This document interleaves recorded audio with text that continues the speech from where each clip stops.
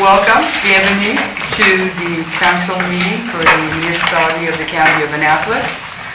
We will start today by reminding everybody to have their cell phones on as we are being recorded. We don't want any interruptions unnecessarily. And we will start today with a roll call. District 1. Carrie Ann Parson-Salzman. District 2, Jesse Hare. District 3, Dustin Inslow. District 4, Charles Cranky. District 5, Lynn Longmire. District 6, John Welch. District 7, Ted Eggenbar. District 8, Niall Harding. District 9, Gidget Oxner. District 10, Brian Fuzicone. District 11, Diane LeBlanc. Welcome, everybody. Okay, so the next, do we have any disclosure of interest today? Seeing none, we'll proceed to the approval of the order of the day. I do know we have additions, so let's go under new business. Put that paper. 6.2. We'll add municipal electoral boundary report, which is on your desk.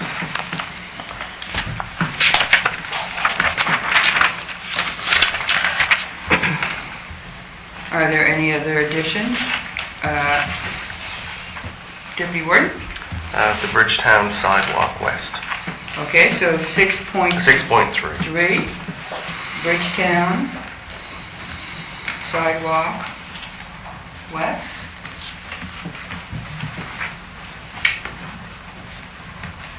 Okay, are there any other additions?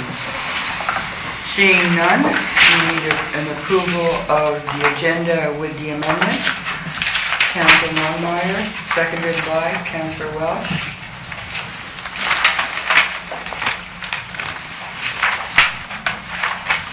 All in favor signify by saying yes.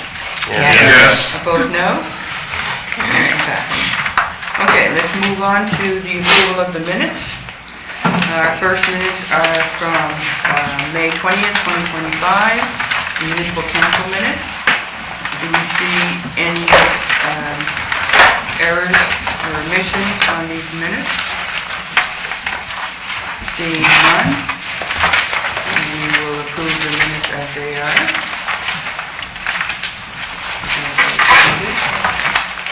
Okay, next set of minutes will be on page 15. It is the May 20th, 2025 public hearing that we had on the Dempster House. Are there any corrections or omissions on these minutes? Seeing none, the minutes are approved as they are. Next minutes are on page 18. The emergency session of Tuesday, May 27, 2025. Are there any errors or corrections? Seeing none, that there's no other changes, the minutes are approved. And now let's move on to the recommendations from Committee of the Whole. I will be asking volunteers to start. We are on page 19. We have the first recommendation, 5.1. Councillor Parsons-Salzman. I move that the council to support the proposed 3 commitments of the Anti-Poverty and Inclusion Initiative pursuant to the recommendation of the Committee of the Whole. Thank you. Seconder, Councillor Harding. Any comments or questions? Okay, all in favor signify by saying yes. Yes. Opposed, no. Motion passed. 5.2. Councillor Aggenbar. I move to authorize payment from the Bridgetown School Trust to the Bridgetown Regional Community School in the amount of $8,893 in accordance with the recommendation of Committee of the Whole. Thank you. Seconder, Deputy Warden. Any questions or comments? All in favor signify by saying yes. Yes. Opposed, no? Yes, have it. Motion passed. 5.3. Deputy Warden. I move to authorize payment of up to $2,800 for scholarship recipient upon confirmation of attendance at a post-secondary institution in accordance with the recommendation of the Committee of the Whole. Thank you. Seconder, Councillor Aggenbar. comments or questions? All in favor signify by saying yes. Yes. Opposed, no. Motion passed. 5.4. Councillor Welsh. I move to give first reading to approve bylaw 7 dogs pursuant to the recommendation of the Committee of the Whole. Thank you. Seconder. Councillor Longmire. I have John, Madame Campbell up here. Madame Campbell, would you like to speak on this bylaw? Thank you. You'll see that I circulated to your desk this morning that the town of Middleton is in the process of adapting our bylaw for their use. We had discussed that last week at Committee of the Whole, that this bylaw has been shared with the towns. It makes sense to have, if not the same bylaw, at least a similar bylaw in place for all 3 municipalities. Makes enforcement easier. Their request was to change 72 hours to 3 business days in sections 16 and 17.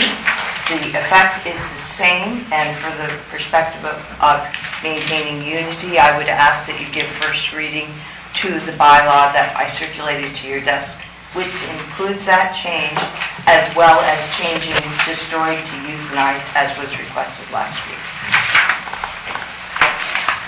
Oh, and I should mention, these changes have been provided to the town of Annapolis Royal, in case they want to make them as well. If they don't, the variations are slight. The enforcement would not change, but we have informed them so that they can make their bylaw the exact same wording if they so wish. Okay, thank you. Any questions or comments on that? Okay, seeing none. At this point, we are adding to, should we add to the motion the amendment? Or do we have to separately go? Just ask for unanimous consent to, Pardon? ask for unanimous consent to make a minor change. Could we have unanimous consent to making these minor changes to the bylaw? Yes. Yes. Okay, that's it. First reading on that. So, do we need a motion now? Nope, so the motion's on the floor. Okay, I know. It's just you're making a motion, and you're voting on a motion for first reading, which includes that slight change. Okay. So the motion on the floor, all in favor signify by saying yes. Yes. Opposed, no. Motion passed. Okay. You done with that? We're done. Okay. Oh, we missed a discussion. Any discussion? It's all good. Cool. I'll do it next time. 5.5. I'll do it next time. Councillor Parsons-Stolzman. I move to adopt Naming Lang as Development Officer for the municipality of the County of Annapolis to administer the municipality's land use bylaw and subdivision bylaw in accordance with the recommendation of the Committee of the Whole. Thank you. Seconder, Councillor Cranston. Now, do we have any discussions? Questions on this? Seeing none, all in favor signify by saying yes. Yes. Opposed, no. Motion passed. 5.6. Any volunteer? Councillor Welsh. I move to authorize for the County of Annapolis to provide dog control services to the town of Annapolis Royal starting July 1st, 2025 and ending March 31st, 2030 pursuant to the recommendation of the Committee of the Whole. Thank you. Seconder, Councillor Parsons-Stolzman. Comments or questions? All in favor signify by saying yes.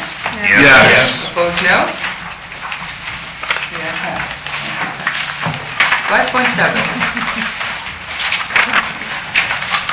Councillor Parsons-Stolzman. I move to authorize for the County of Annapolis to provide dog control services to the town of Middleton starting July 1st, 2025 and ending March 31st, 2030 in accordance with the recommendation of the Committee of the Whole. Thank you. Seconder, Councillor Adambar. Any comments or questions? None? All in favor signify by saying yes. Yes. Opposed, no. Motion passed. 5.7. Councillor Cranton. 5.8? Pardon? You said 5.7, but is it 5.8? 5.8, sorry. Yes, no worries. I move to authorize funding from the Operating Reserve Fund in the amount of $10,130 to cover the cost of cybersecurity insurance with a liability limit of $2 million pursuant to the recommendation of Committee of the Whole.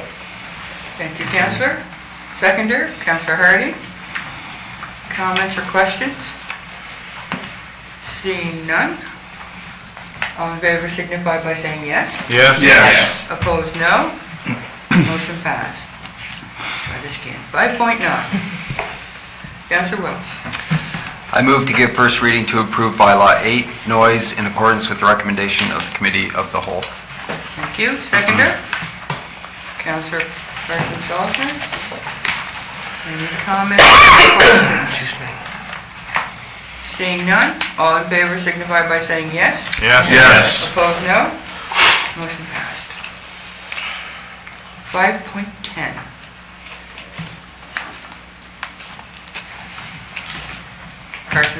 Councillor Carson-Sullivan. I move to give first reading of bylaw 9, repeal of C3 water supply program bylaw and C4 clean energy program bylaw pursuant to the recommendation of the Committee of the Whole. Thank you. Seconder, Councillor Hardy. Any comments or questions? Seeing none, all in favor signify by saying yes. Yes. Opposed? No. Motion passed. 5.11. Councillor Longmire.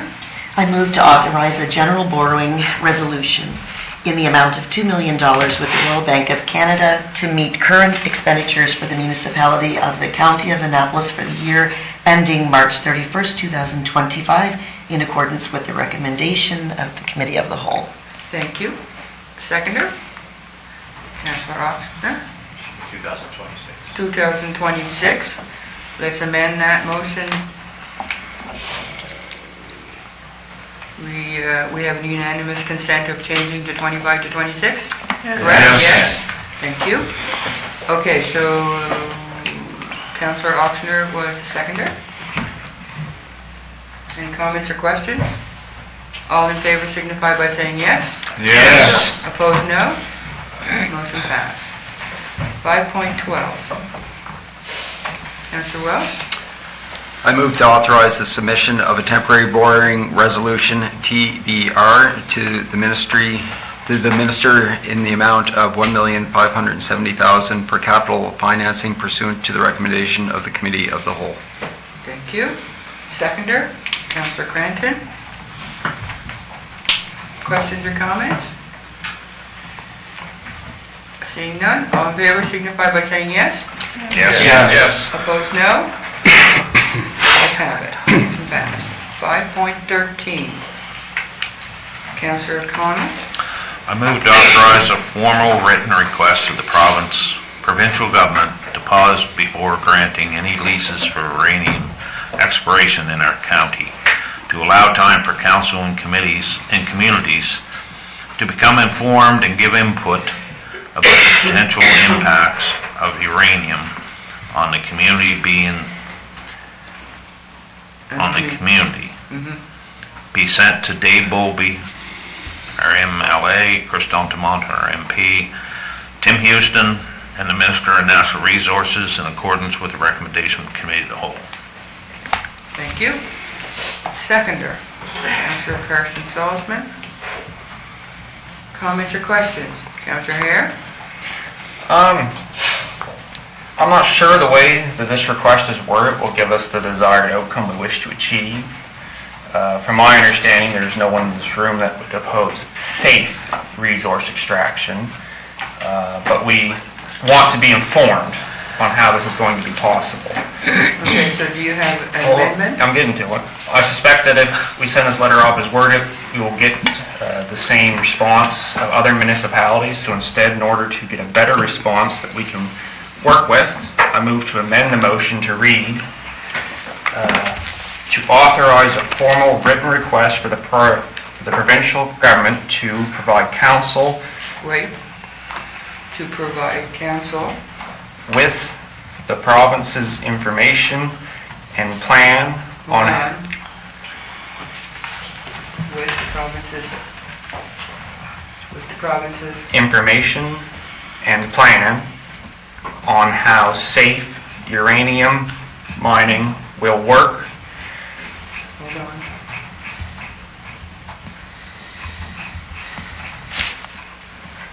To allow time for council and communities to be informed and give input about the potential impacts of uranium on the community. Be sent to Dave Bowlby, Chris D'Entremont, Tim Houston, and the Minister of Natural Resources in accordance with recommendation of the Committee of the Whole. Okay, thank you. The way you have presented it changes the whole motion. So it's a new motion. So, just to clarify, I would like for you to read it again. We are putting in,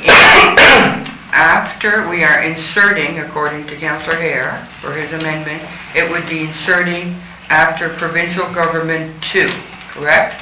From 2 Up to, to comma. to allow. Yes. Okay, so, Madam Clerk, would you read that for me? The changes? The changes. Okay. So he's changing to pause before granting any leases for uranium exploration in our county to provide council with the province's information and plan on how safe uranium mining will work to allow time for. Okay, so having said that, and having heard that, the previous one was pause before granting any leases. So there's just that's how it's a totally different motion. Am I correct?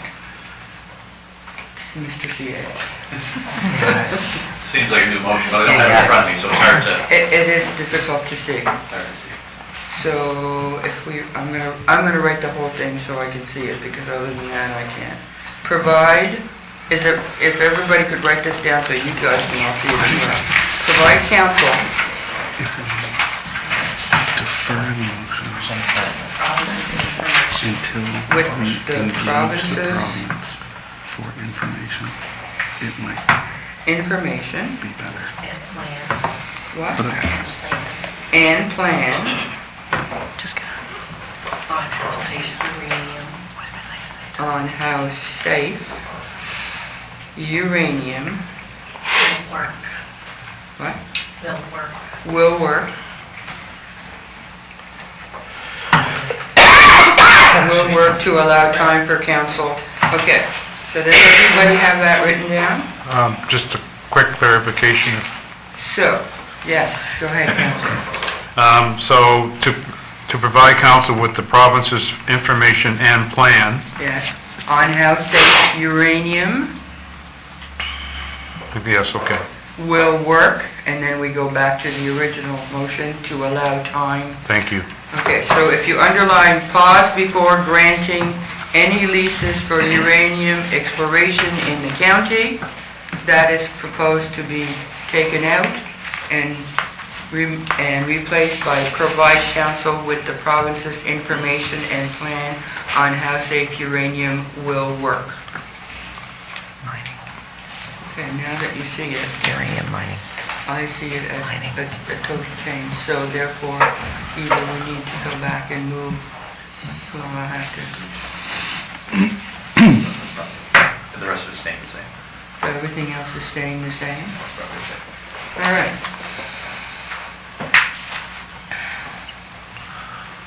Okay, so now we have the amendment to vote on. So, are there any comments or questions on the amendment? I think it needs to seconder. And There's a second. oh yes, I didn't get that. I thought Harding, but I thought you had your hand. I had a comment. Okay. Yeah. So I need a seconder for that before we move on to anything. Can we read it again? Okay, The whole thing. I'll read the Sorry. whole thing. But before I read the thing, go underline pause before granting any leases for uranium exploring in our county. 'Cause that's where the change will be.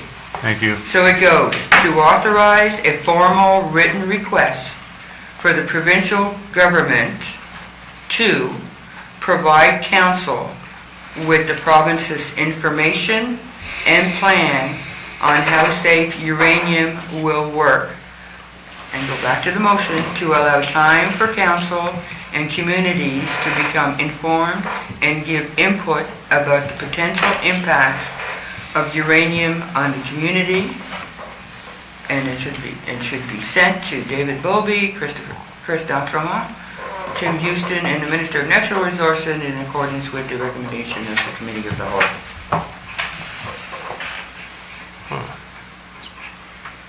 We need a two to be sent, I believe.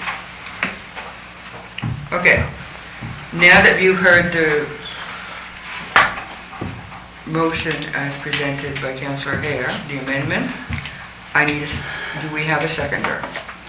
I'll second it. Okay, so the seconder is Councillor Harding.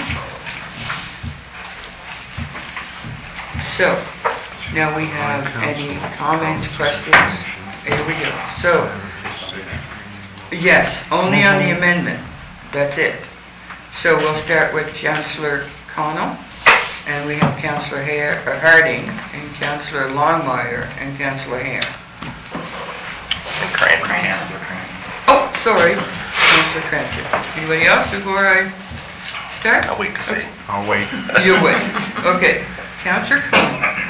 I can't support the amendment. Communities want it paused.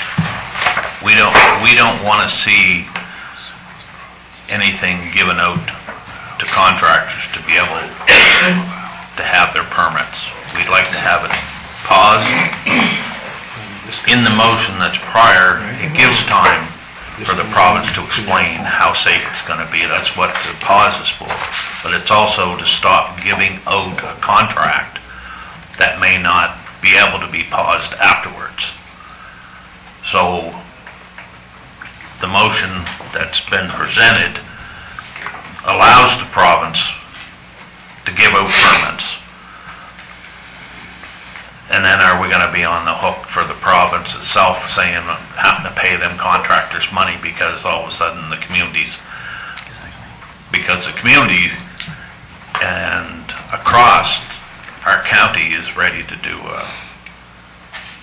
if they have to go that far, they're going to hire a lawyer and do a lawsuit against the province.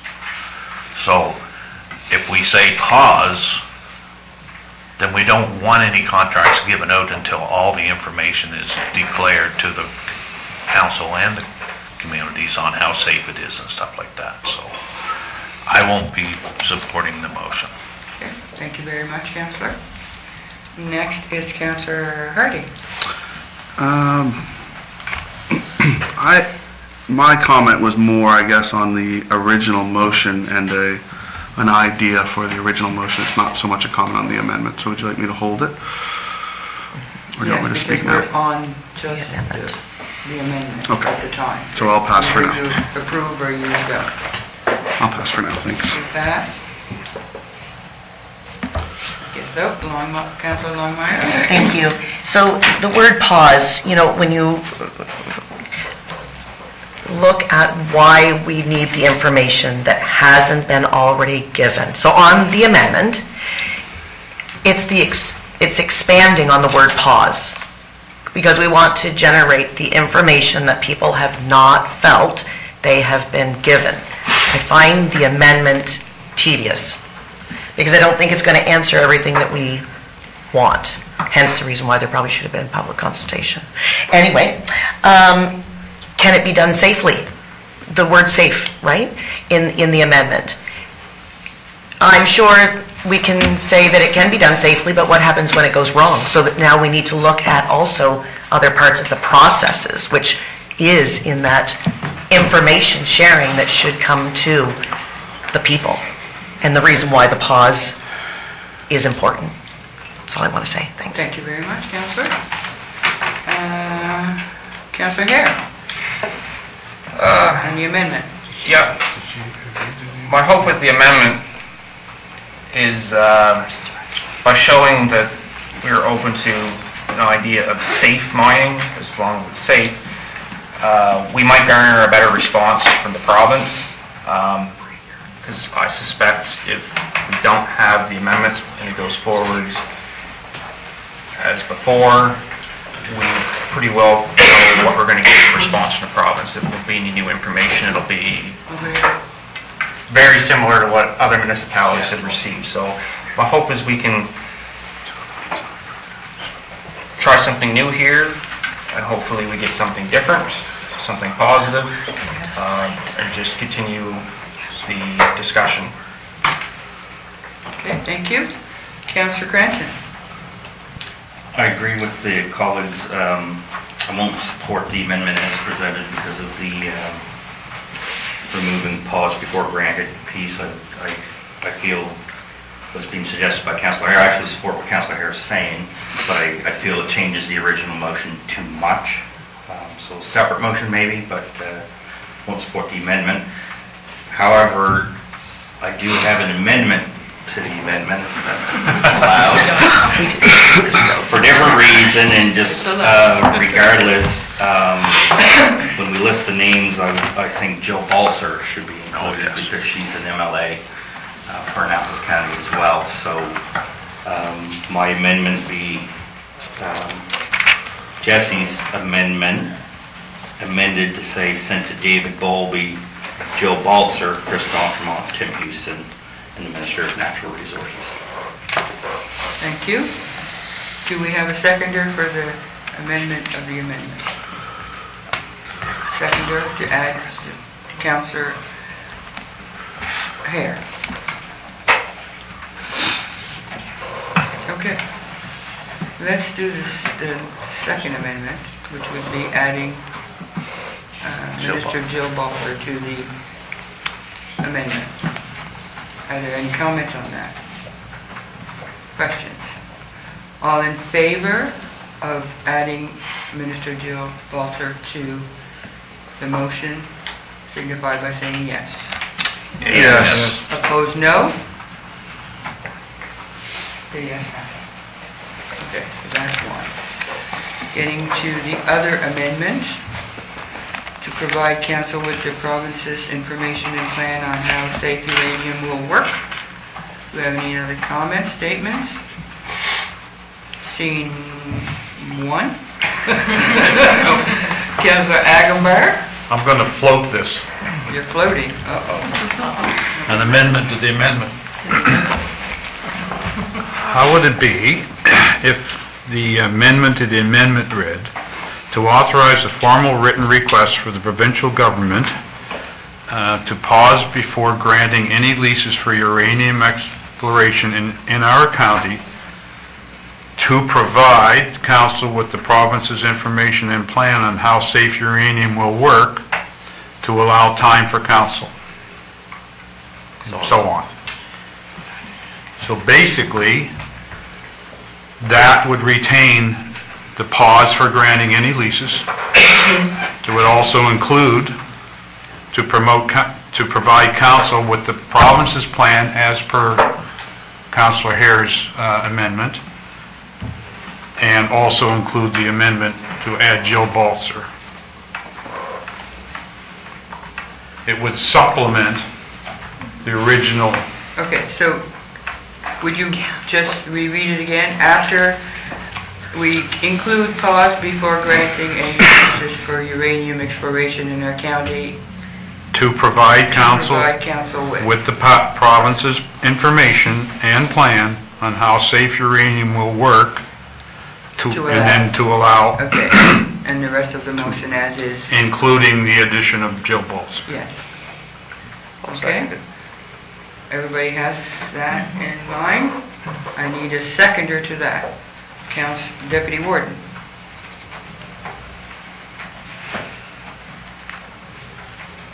Okay. Now, comments or questions on the amendment of the amendment? Here we go. Councillor Hare, Deputy Warden, and we'll start. Councillor. Yeah. I don't think it's a bad idea, the amendment to the amendment. Although I do think by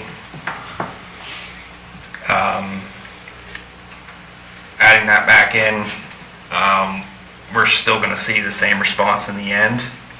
as other municipalities. It's just my whole hope is by seeing less negative about it, we would get a different response. So I'm not necessarily against that amendment, but I just think it will, we'll still get the same response, but Okay, that's my comment. thank you. Deputy Warden? Thank you. I think I'll support this amendment to the amendment, or whatever it is at this point, because it encompasses the intent of Councillor Hare, which I agree with, and also what Councillor Connell originally wanted. So I think it does both, so I'll support the motion, the amendment motion. Thank you. Are we having any other questions or comments on this amendment? Let me think. Seeing none, What's your fuck? I will read it in full so that Councillor Longmire can speak before I do that. Councillor?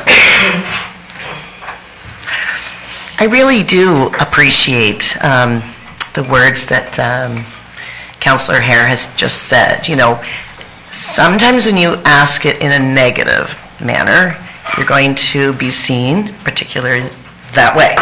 If you're asking for it in a more positive light, which Councillor Hare has definitely shone through there, I have to appreciate that. I think there is some wordsmithing still that could come about from this, and we probably don't have 3 days to do it. But I'll leave it there. Thank you. Okay. Now I will read the motion, the amendment to the motion. It should read, to authorize a formal written request for the provincial government to pause before granting any leases for uranium exploration in our county, to provide council with the province's information and plan on how safe uranium will work, to allow time for council and communities to become informed and give input about the potential impacts of uranium on the community, and it should be a period there, to be sent to David Bowlby, Chris D'Entremont, where did we put Jill? Tim Houston? After Dave. What? After David Bowlby. Okay, to be sent to David Bowlby, Jill Balser, Chris D'Entremont, Tim Houston, and the Minister of Natural Resources in accordance with the recommendation of the Committee of the Whole. So we would add that piece to the motion. Just one more. Comments or questions before we vote? Just housekeeping. It's, I believe I heard the word for the province. I think it should say from the province. We're requesting it from the province.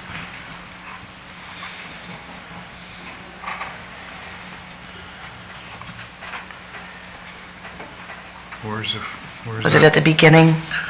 To authorize a formal written request for the provincial government to pause? It's for the provincial government to pause. It's for, correct. Okay, for is correct, sorry. For is correct. I was thinking information sharing, yeah. It's good. Okay, we're good? All right. Councillor Oxner? Should it say uranium exploration or mining instead of just uranium? I did say mining. I didn't hear him say it. Oh, so Councillor Hare, you had on how safe uranium I did say mining, yes. mining on the one that missed that. Should correct it. Will work. There is mining. Okay, good.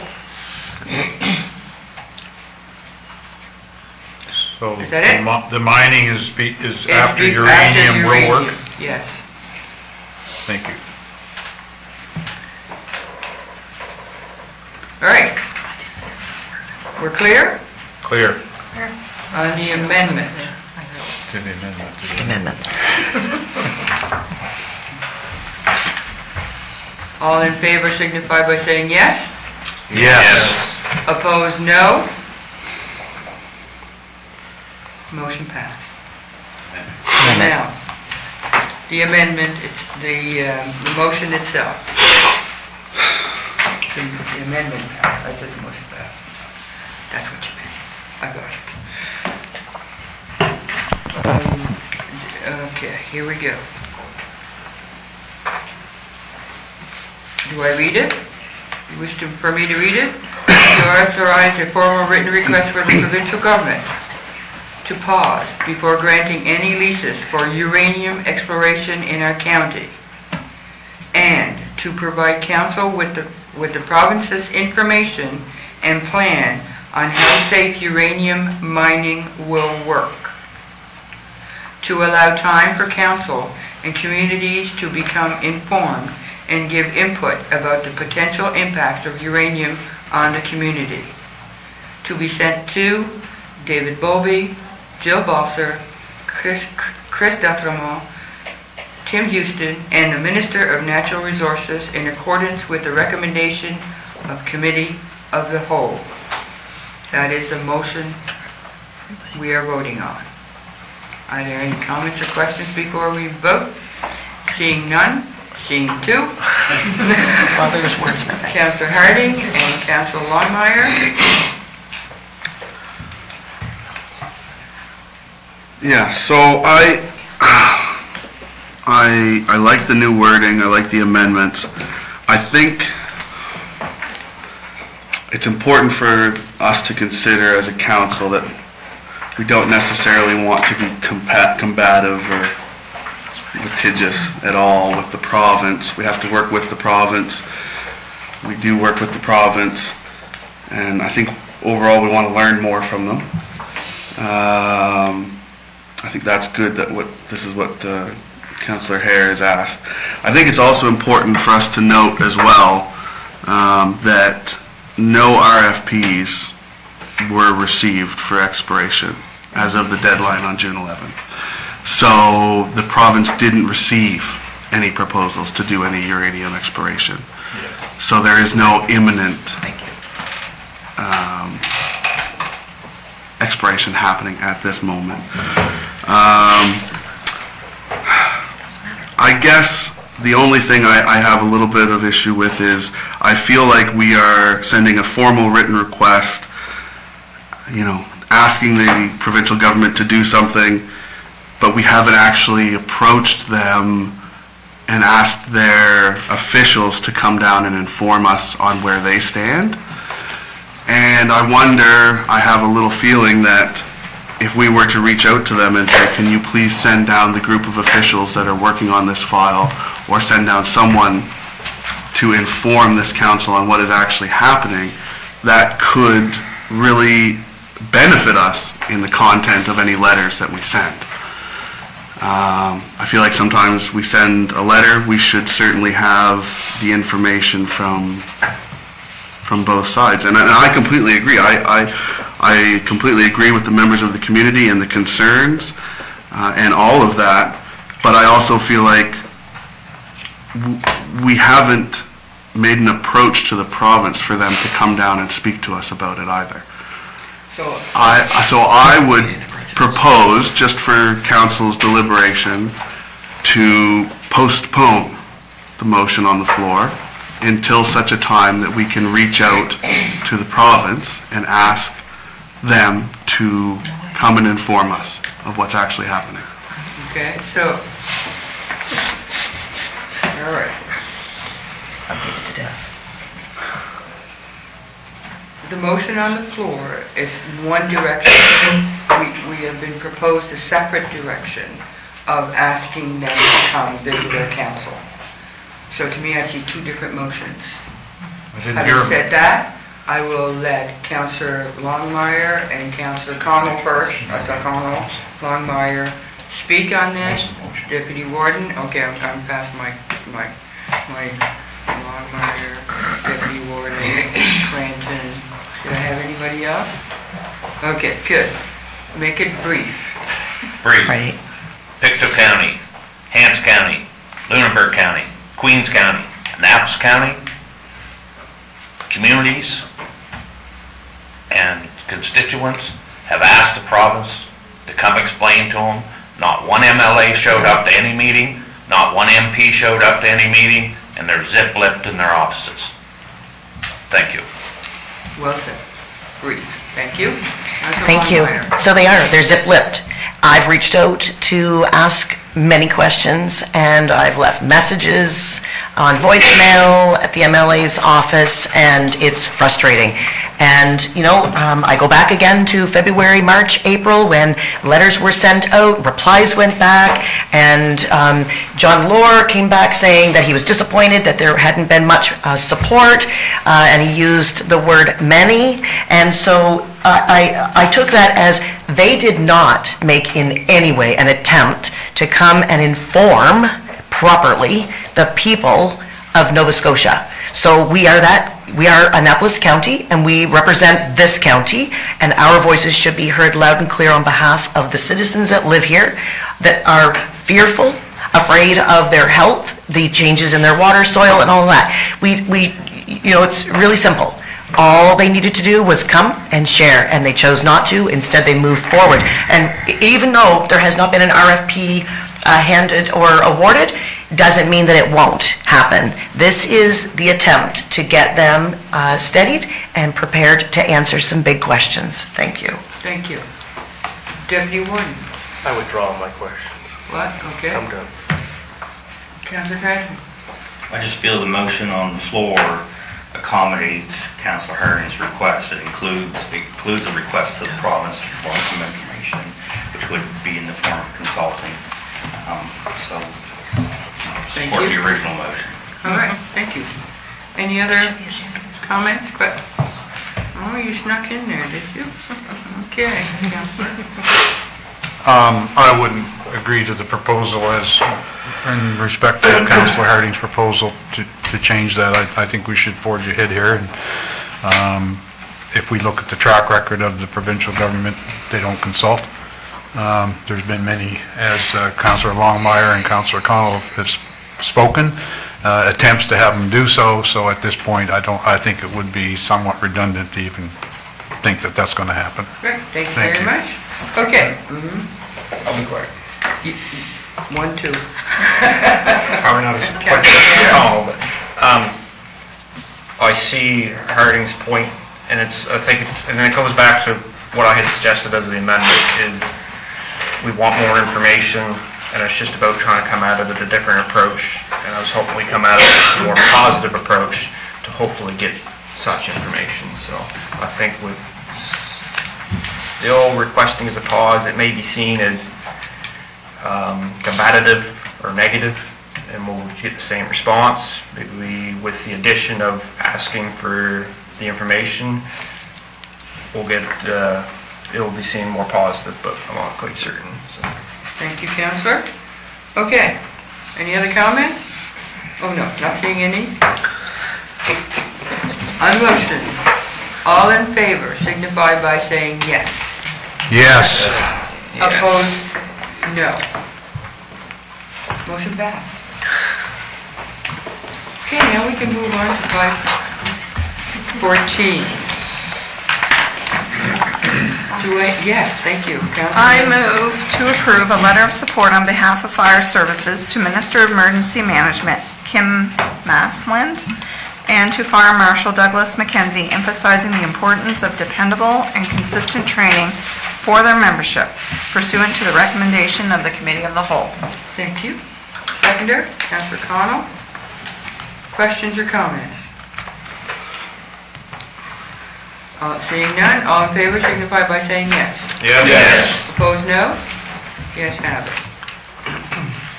515, Councillor Cranston. I move to authorize staff to proceed with the process of transition in 14 remaining Annapolis Royal water customers located in Lakeel to the Annapolis County Water Utility in accordance with the recommendation of Committee of the Whole. Thank you. Seconder? Councillor Carson Salzman. Comments or questions? All in favor signify by saying yes. Yes. Opposed, no? Motion passed. Okay, let's move on to page 21. We have the recommendation for the transit agreement. I need a mover. Councillor Welsh. I move that council of the municipality of the county of Annapolis approve entering into the proposed 5-year transit funding agreement with the town of Annapolis Royal. Thank you. Seconder. Councillor Cranton. Comments or questions? Seeing none, all in favor signify by saying yes. Yes. Opposed, no. Motion passed. Okay, let's move on.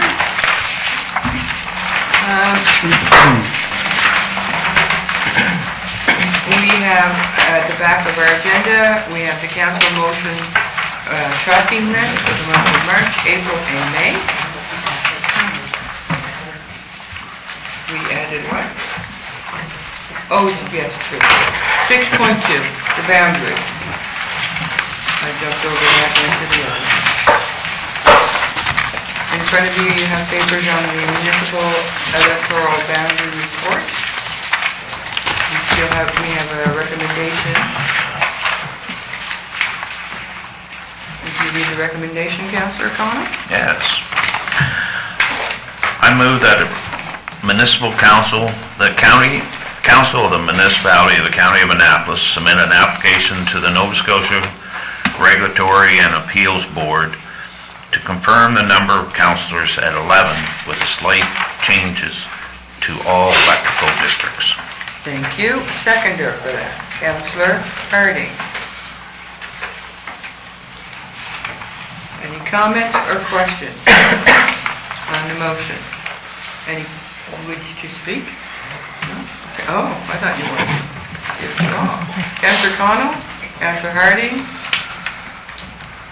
Councillor Cranton, Sure, why not? Deputy Warden. I'm having a list here. Okay, to the point. I want to thank Chris, our CAO, for putting in the efforts, and I thought it was a very fair direction we went. 22 meetings was a lot of meetings within our county. Some are small, some are a little larger than small, but I did enjoy the remarks made, good and bad. But I was glad that the people that came out, the majority of them supported what I've heard through my community. And I still feel that as being an elected official from my constituents, I felt that the Utility Review Board didn't believe in our councils. So to look at again how many people actually came out to the meetings is a very, very small amount of people that represent our county. So some trust has to be put in who's elected. But I do appreciate what Chris has done, and the report was excellent. Thank you. Thank you. You answered well. Next, Councillor Harding. Yeah, I'd like to also say I think the CAO did an excellent job.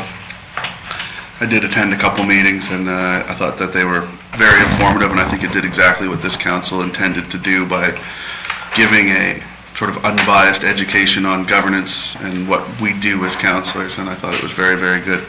I do have one comment on the boundaries as they are laid out. I believe this is the time to do it before as we have a motion on that's sending the recommendation. And it is in regards to, and I know we don't have maps right in front of us, but it's in regards to Lakeele, which would be currently in District 8 in the new boundaries with the slight changes to the electoral districts. It would be in District 3. It would be in District 4, and District 8 would turn into District 3. Sorry, I'm trying not to be too confusing, but all the numbers have changed. Anyway, so my comment would be that Lakeele does have a common interest, and the reason for that is they have a long-standing and organic connection along the number 8 highway. The number 8 highway goes up, it branches off, it goes up to Perrott, up through the Perrott Road, it goes up to Greywood, Lake LaRose, Milford, South Milford, And all of those communities, they come into Lakeel, you know, they go to the church, they go to the gas station, they fill up their fuel there, they get their convenience groceries shopping there. There's a community of interest there. They have shared services and amenities. You know, they often participate in common events and rely on each other for mutual aid. Lakeel serves as the hub for that Highway 8 corridor. I think we all kind of know that if anyone comes in off the highway. And if we were to put it in the way that it's proposed with the other district, I believe it's District 4, that district is predominantly tied to the 201 highway, and that is sort of a different corridor of interest there. I mean, a lot of those people would possibly head towards Bridgetown to do their shopping or the other way. So I think there's a little bit of a disconnect in the way that the boundaries were drawn, and I completely understand that the numbers had to work out. But I would hate to see kind of those ties to that Lakeel community and out towards Milford, towards Perrott, even out towards Princedale and Clementsvale. There is a connection there. That is sort of a community of interest, I would argue. So I would propose that we try to leave Lakeel in that area and find a way. Thank you. Not the present time, but other councillors have comments. Maybe we can after that, take a 5-minute break. If we can get with the maps, everybody can have a look at the maps. Yeah. And then you can make your final comments. Any motion to be made after that? Okay, thank you, Councillor Hurley. Thank you. Councillor Cranston. Okay. Ask you all to bear with me, because I believe this is probably my last chance to speak on the topic. So it's a speak now, forever hold your peace.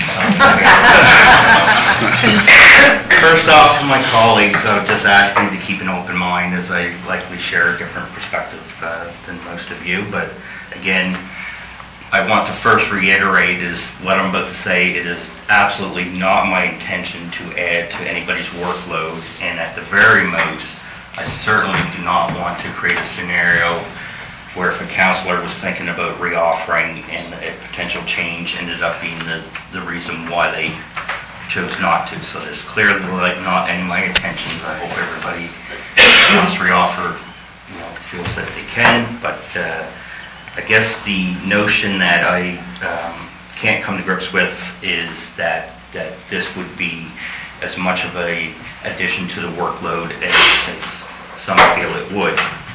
I appreciate everyone's workload. We all have different lives. We all have lives outside of council. We're all doing our best to serve our communities to the best that we can, and we're all trying our best to balance our council duties with our workload.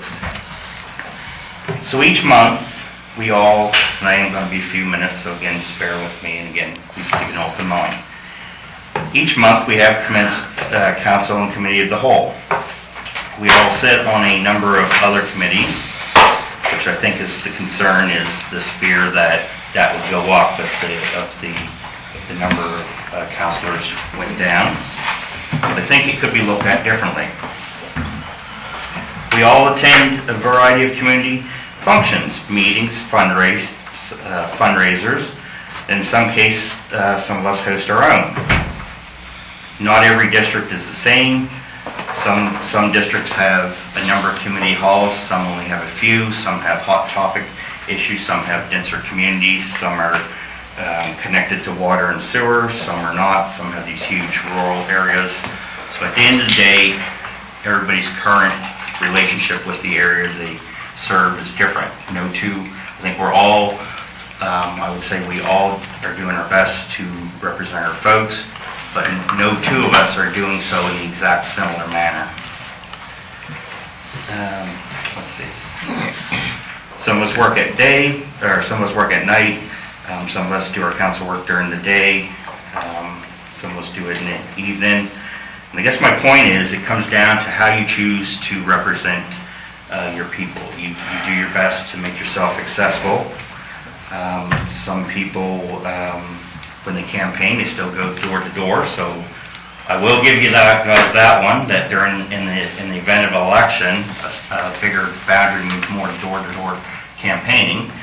But in the general scheme of things, how often are we all going door to door? How often are we speaking with every single member of our district in a routine basis? We're all doing what we can to make ourselves accessible.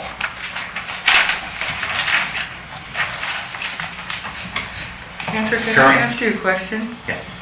Do you remember that the motion is to reconfirm the number of councillors at 11 with slight changes to the electoral district? Because I appreciate everything you're saying, don't get me wrong. However, it seems to be not going to the number of the motion. I've got to leave that with you and let you continue. Yeah, so I'll start by saying that I don't support the recommendations, so I'm just trying to provide some insight as to why. And so I will skip over a little bit more in the interest of save time. But I'd just like to say, in terms of the boundary line, currently we have events where we'll see multiple councillors show up at an event, and I think that's good, and I think it's great. But I'd just like to point out that it is somewhat independent of a boundary line. So I think you try to get to what you can get to, regardless of the size of your district. I've attended functions outside of my district. I sometimes have been unable to make it 2 functions in my district if there's a scheduling contract. And I've had other councillors attend districts in mine, and I think it's all great, but I'm just trying to illustrate the point that the boundary line has very little to do with how we make our decisions in that regards. So, I'll start skipping over a little bit more, but I have some key things I want to mention. When it comes to the committees, so that's the biggest thing, and what I feel is if you didn't change your structure, then yes, 2 less councillors. I'm just saying, I'm using 9 versus 11 as the example. 2 less councillors does mean more committee work. But I would call into question, we determine how many committees we have of council. We also determine how many councillors are on the committee. Some of the committees have up to 4 councillors on them. And I would just question, do they really need 4 councillors on them? It's definitely better to have as much representation on it as you can, but it's not a necessity. Again, just still I don't want to leave out any of my key points. Point of order. We had 22 meetings to have this discussed. We read the results. And our colleague has the opportunity to vote against the motion or vote for it. I don't need to be educated on how he feels. Sorry. Thank you, Councillor. Okay, so the point has been made that we are slightly off topic because we're just reconfirming the number of councillors at 11 with slight changes to all electoral districts. Okay. We will continue. Do you wish to make a last statement, Councillor? Because we are moving on. Just that You are for or against? I am against. Okay. And all of your recommendations that you have there can be brought up at some other time? Yes? I'll jump to one, that there is savings of $170,000 to $200,000 in a 4-year period. It's not included in the report. And I will refrain from saying the rest of the comments because it doesn't want to be heard. Other than I would just like that my name be recorded in the minutes as a no vote when we do vote. Thank you. Deputy Wood. Thank you. That's where I had to stand up. It's been an interesting year, I should say, where this started with the last council, and here we are with the new council dealing with it. I just want to speak to a couple things. So I really don't know yet how I feel or how I want to support. I'm going to wait for discussions to happen. But I agree in the process that we followed. And I think it is great what we did. I know it put a lot of work on the CAO, and I really do appreciate the fact that he gave up 22 nights, and I think there was a few Saturdays, if I recall, to do this, and then to also listen to people and make sure that these meetings were consistent with the same information. And from my understanding, it was. I know that I did not attend any of them because I wanted to try to put the focus solely on what was at hand and not get people to ask me what my opinions are, because it really doesn't matter what my personal opinions are. I'm here to support and serve my community of not just my district, but the county as a whole. And I know there was a lot of back and forth on, the last time we did it, was it the right way, and the whole digital voting thing. I feel that what we did was the best step. We did everything we said we would do. We put it on social media. We sent it to individuals' mailboxes. There was a lot of word of mouth. It was everywhere.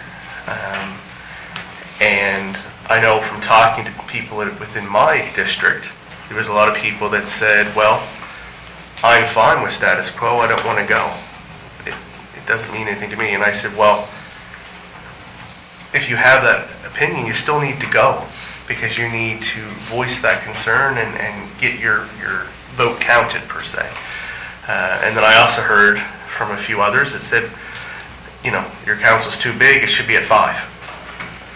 Well, I can appreciate everyone's comments and concerns on it, but there is a lot of work, and I know that each councillor treats it a little bit differently, but at the end of the day, we're all here for the same reasons, to support our communities, to support the county of Annapolis and your districts.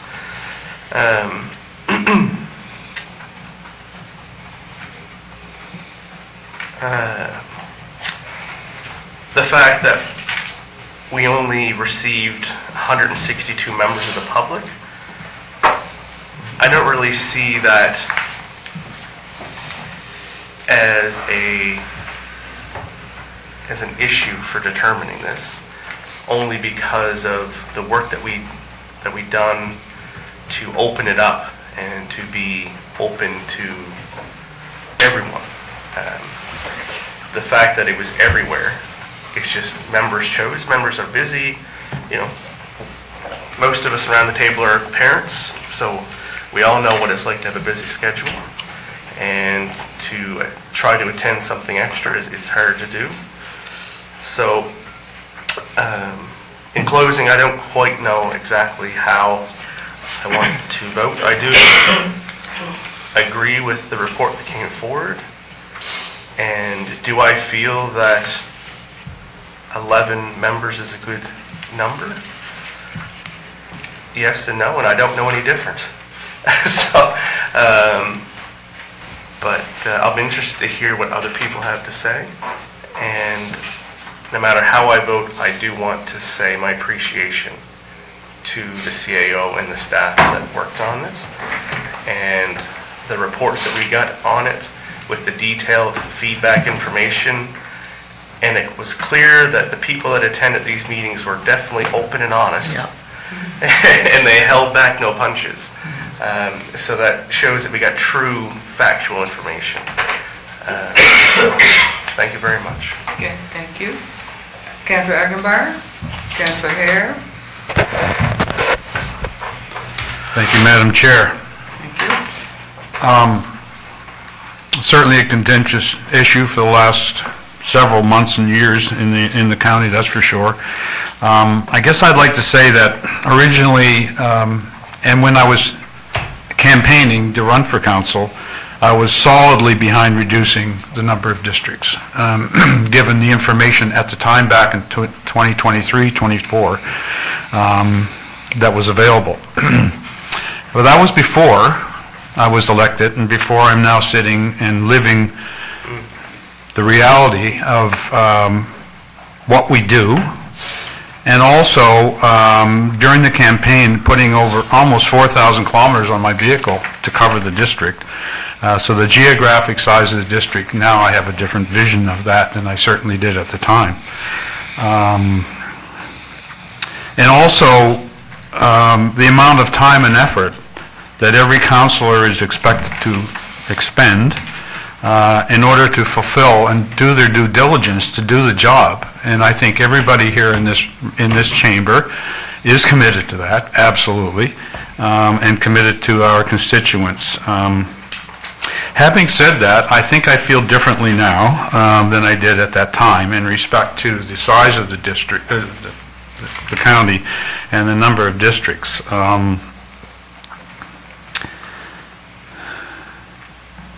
I feel that as far as the survey is concerned, as Councillor Deputy Warden has stated, I think we provided every effort for those of the folks that wanted to participate in this process in several different ways were informed. And as far as the numbers are concerned, numbers are only numbers. It's the percentage of the result that matters.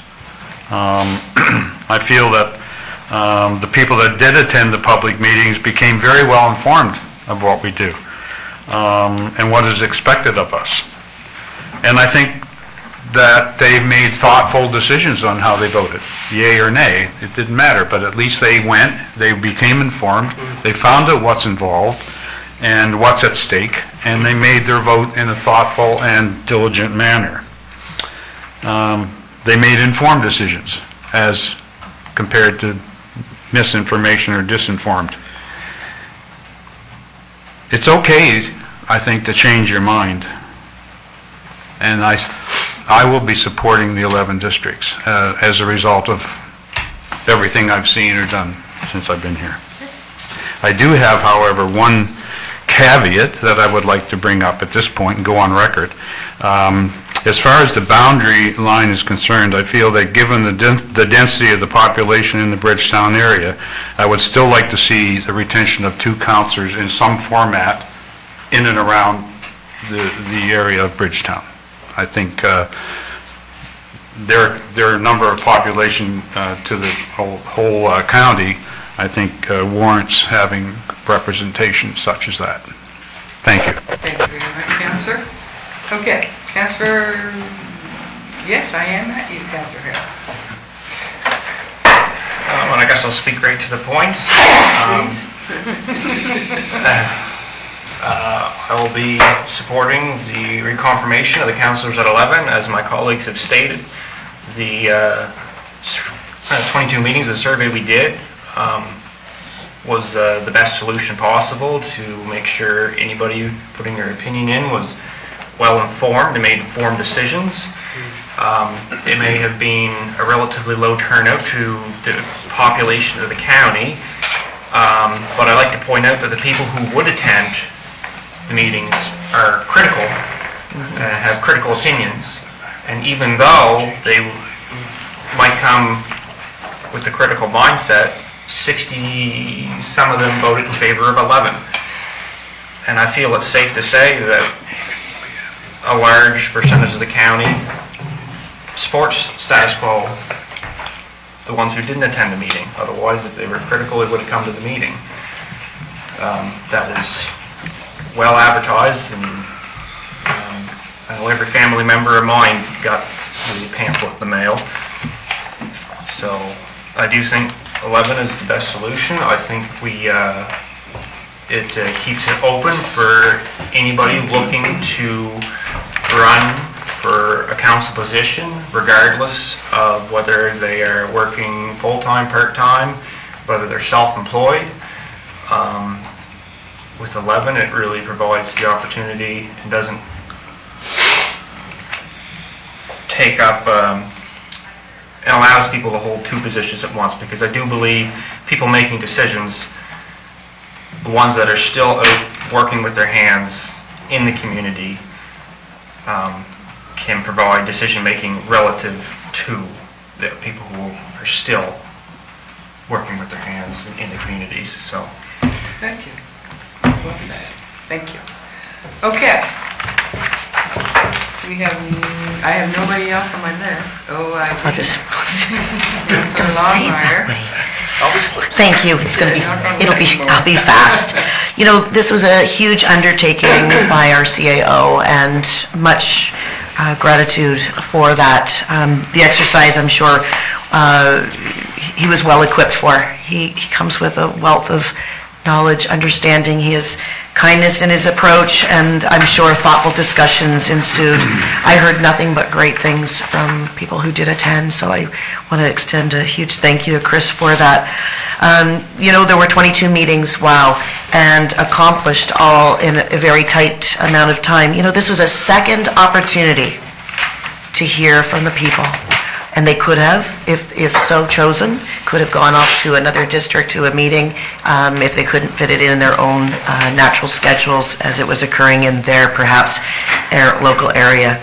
I'm glad that we did this. I did not attend any of the meetings for particular reasons. I didn't feel that, I felt, I guess, that it could lead into other discussions and questions of councillors already sitting, and that just might not have, been what we were looking for, right? The distractions.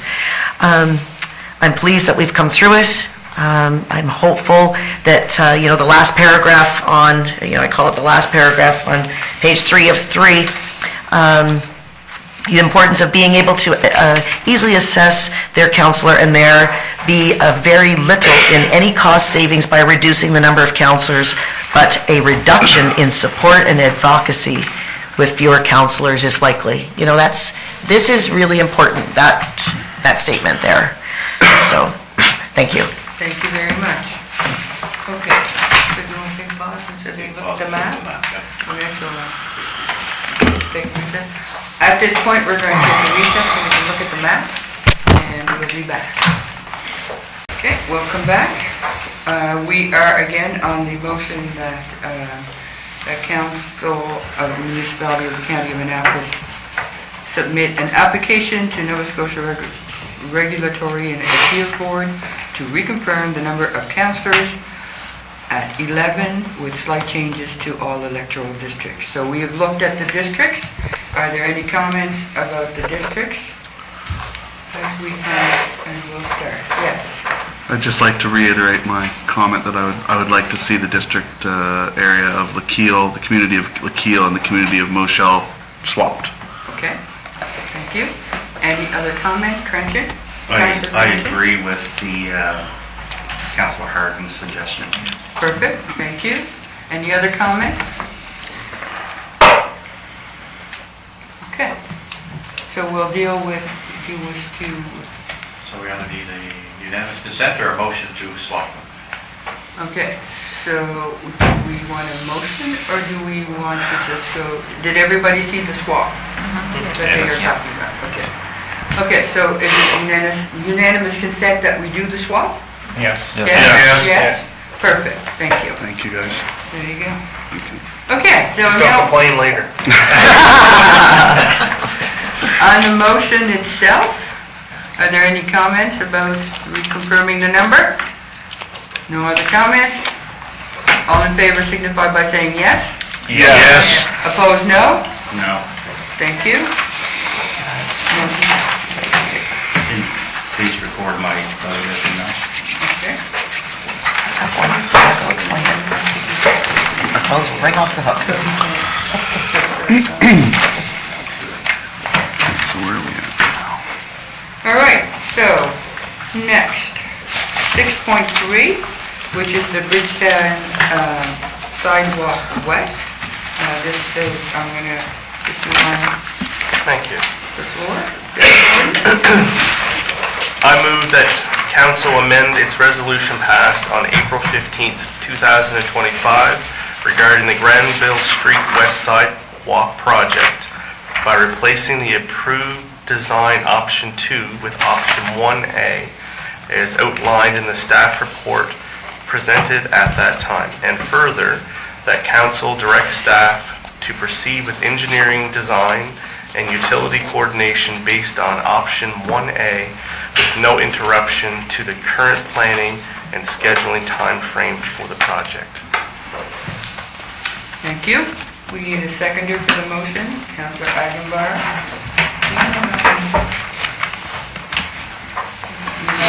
Okay, you have it. Perfect. That's me, my first. Okay. Any comments, questions? We'll start with Deputy Warden. Thank you. First of all, I want to say thank you for letting me put the motion on the floor. It's been an interesting couple weeks since we discussed this. I know it's been a hot topic for myself and some other councillors, and so I thought it was interesting to bring it back based on all the concerns that were brought up. So I just have a few things that I want to say. A decision of this nature, especially one with significant public impact, would have benefited from the community consultation and the inclusion of photographs of the existing sidewalk condition within the staff report. Having concept design or some type of plan presented as well.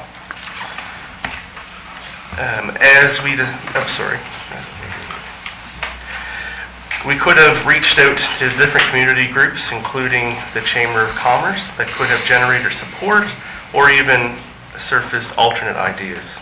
Since this motion's passed, I've heard from various councillors who have said that if they only seen the sidewalk in question, they would have likely voted different. The assumption presented in the report that the sidewalk was in poor, unsafe condition, similar to the south side, which we're replacing, does not seem to be the case. I'm also concerned with the framing of the sidewalk removal as something that could be addressed through an area rate, which is brought up multiple times. This community already pays a community rate, and historically we have seen these rate estimates fluctuate significantly.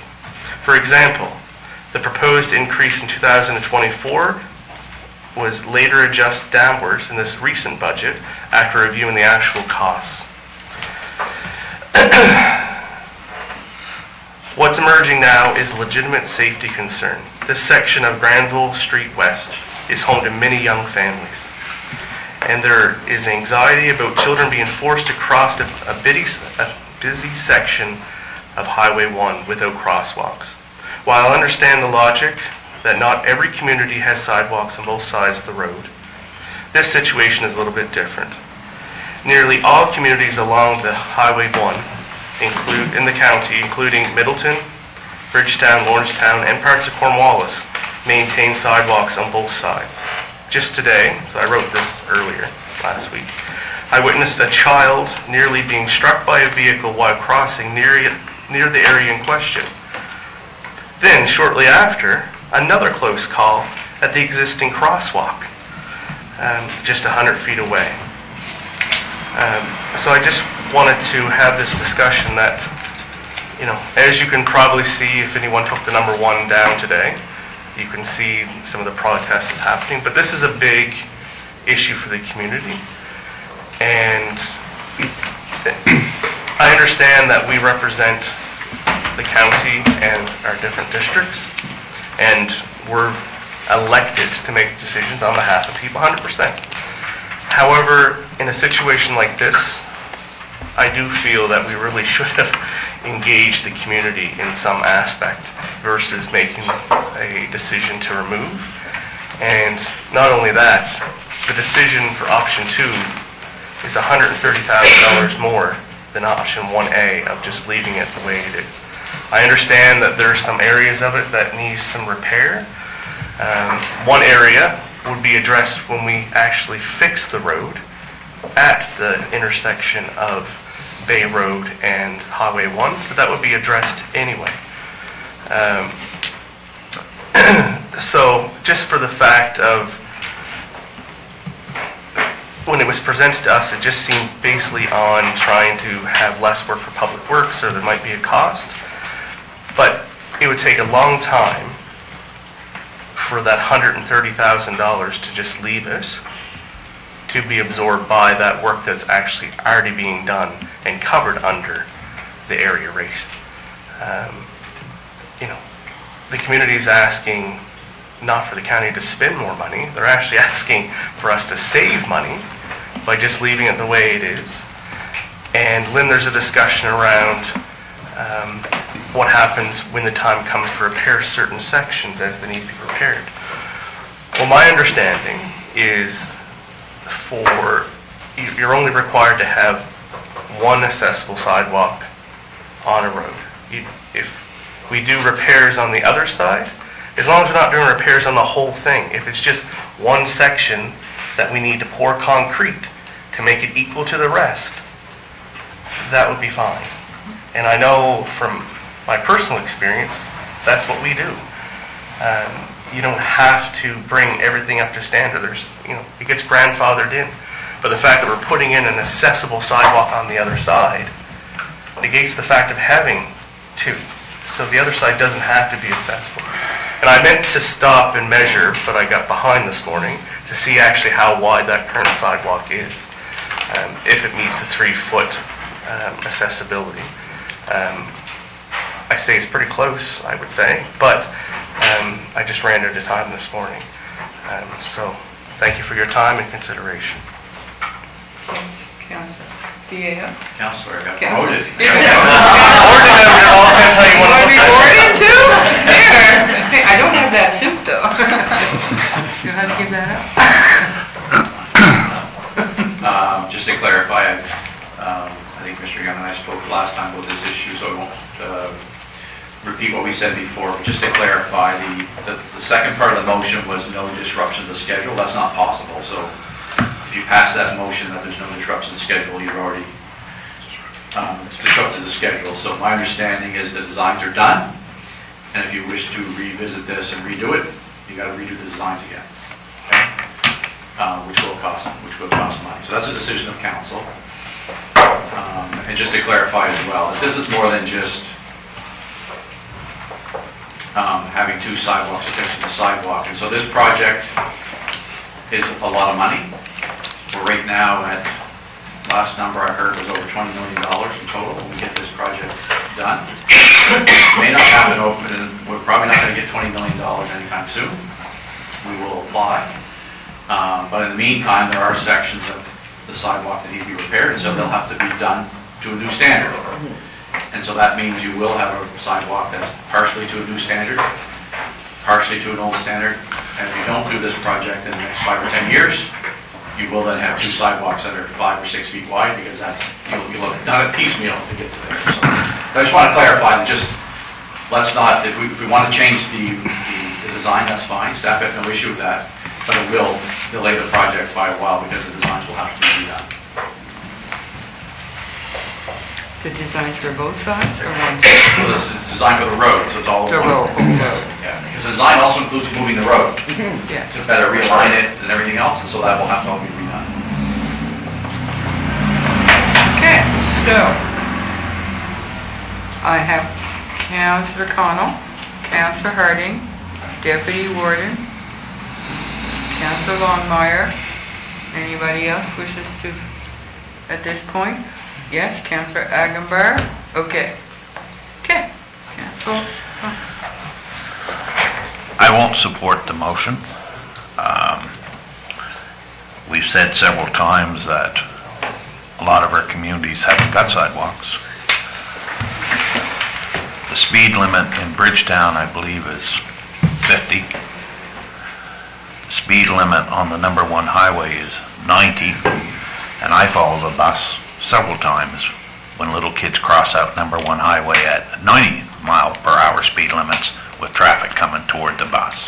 I'm sure the bus driver in our mids can tell you horror stories out in the rural communities that have no sidewalks and kids have to cross a road.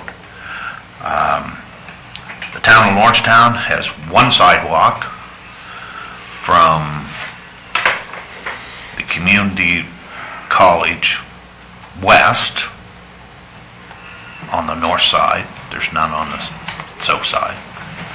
When you're going the other direction, they have 2 sidewalks to the old our old office building, and then there's 1 sidewalk all the way out through the rest of town to the east.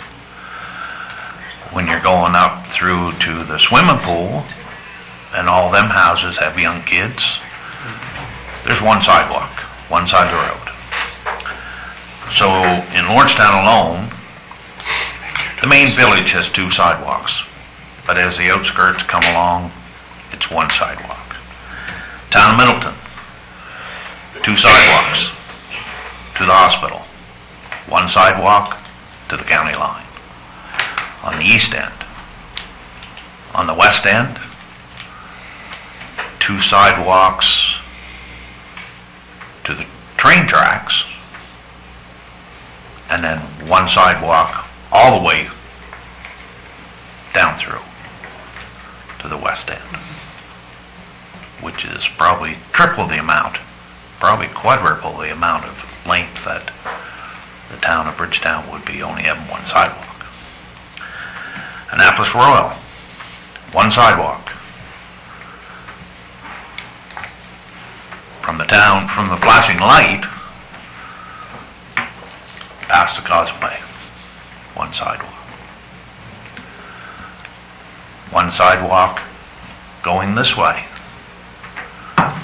toward the hospital. So I think eliminating a portion of their sidewalks at the outskirts of the community of Bridgetown is not uncommon. A $20 million project with a lot of the county-wide previous gas tax is going to be a part of that.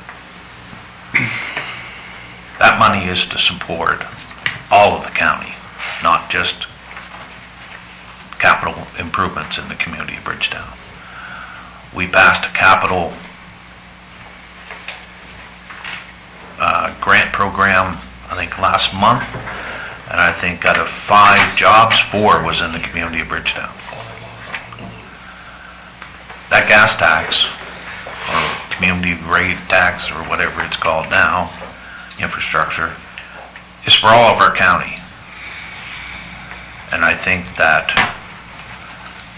unless they want to pay on their community rate for building it, maintaining it,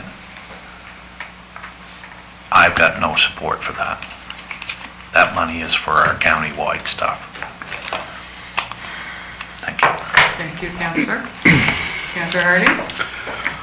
Okay, thank you, Chair.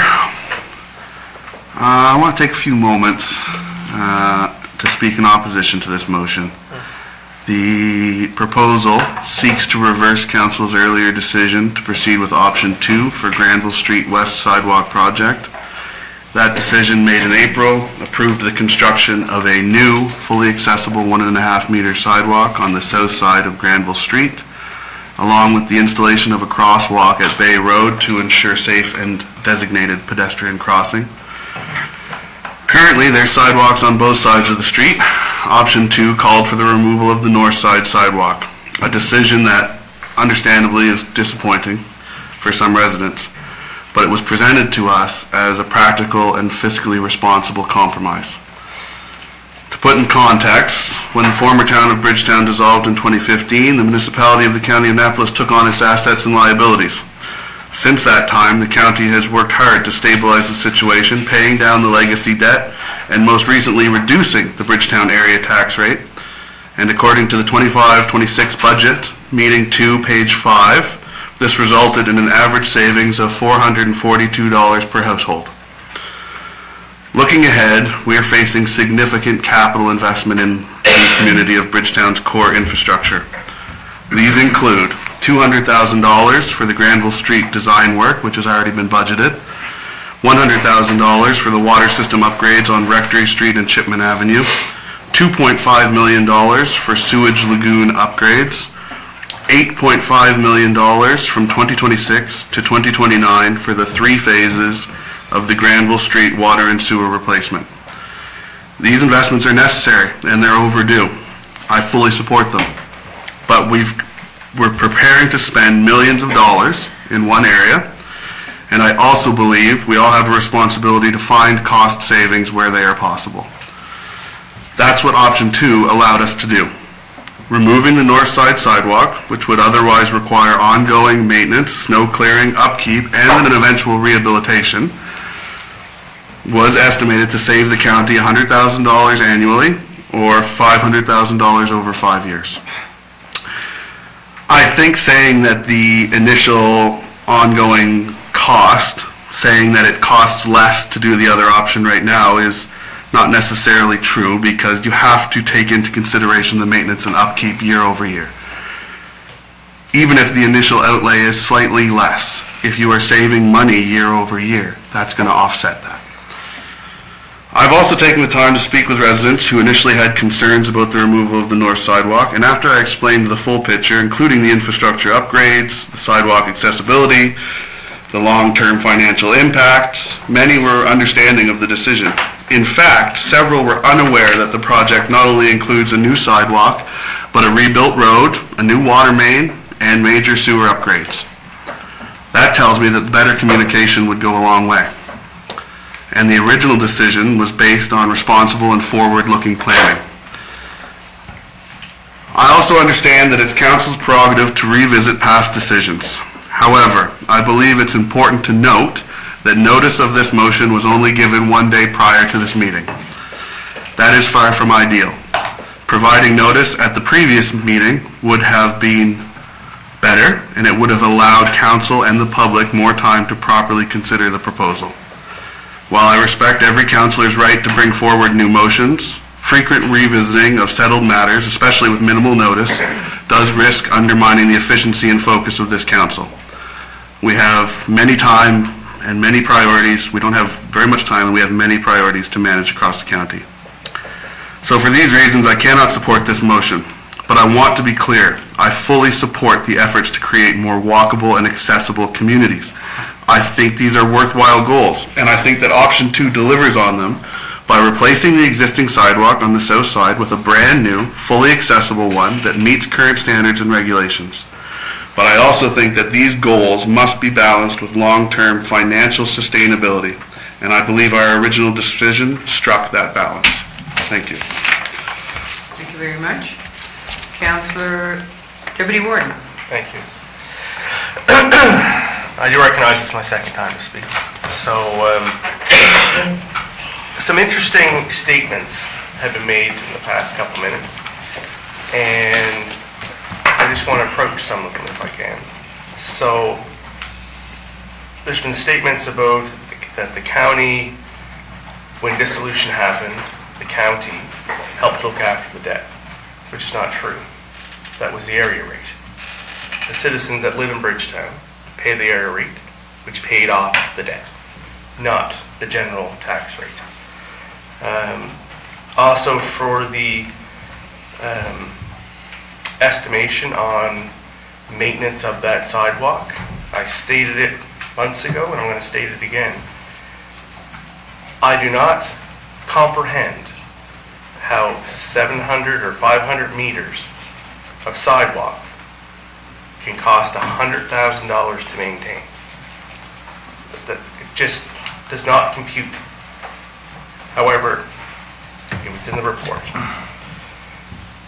And I do agree that the notice of my intent to bring the motion forward was late. However, there was contributing factors to that, where I wanted to put this on the floor some time ago. But it did not line up, and it was things outside of my control. So I do also hear what everyone else is saying about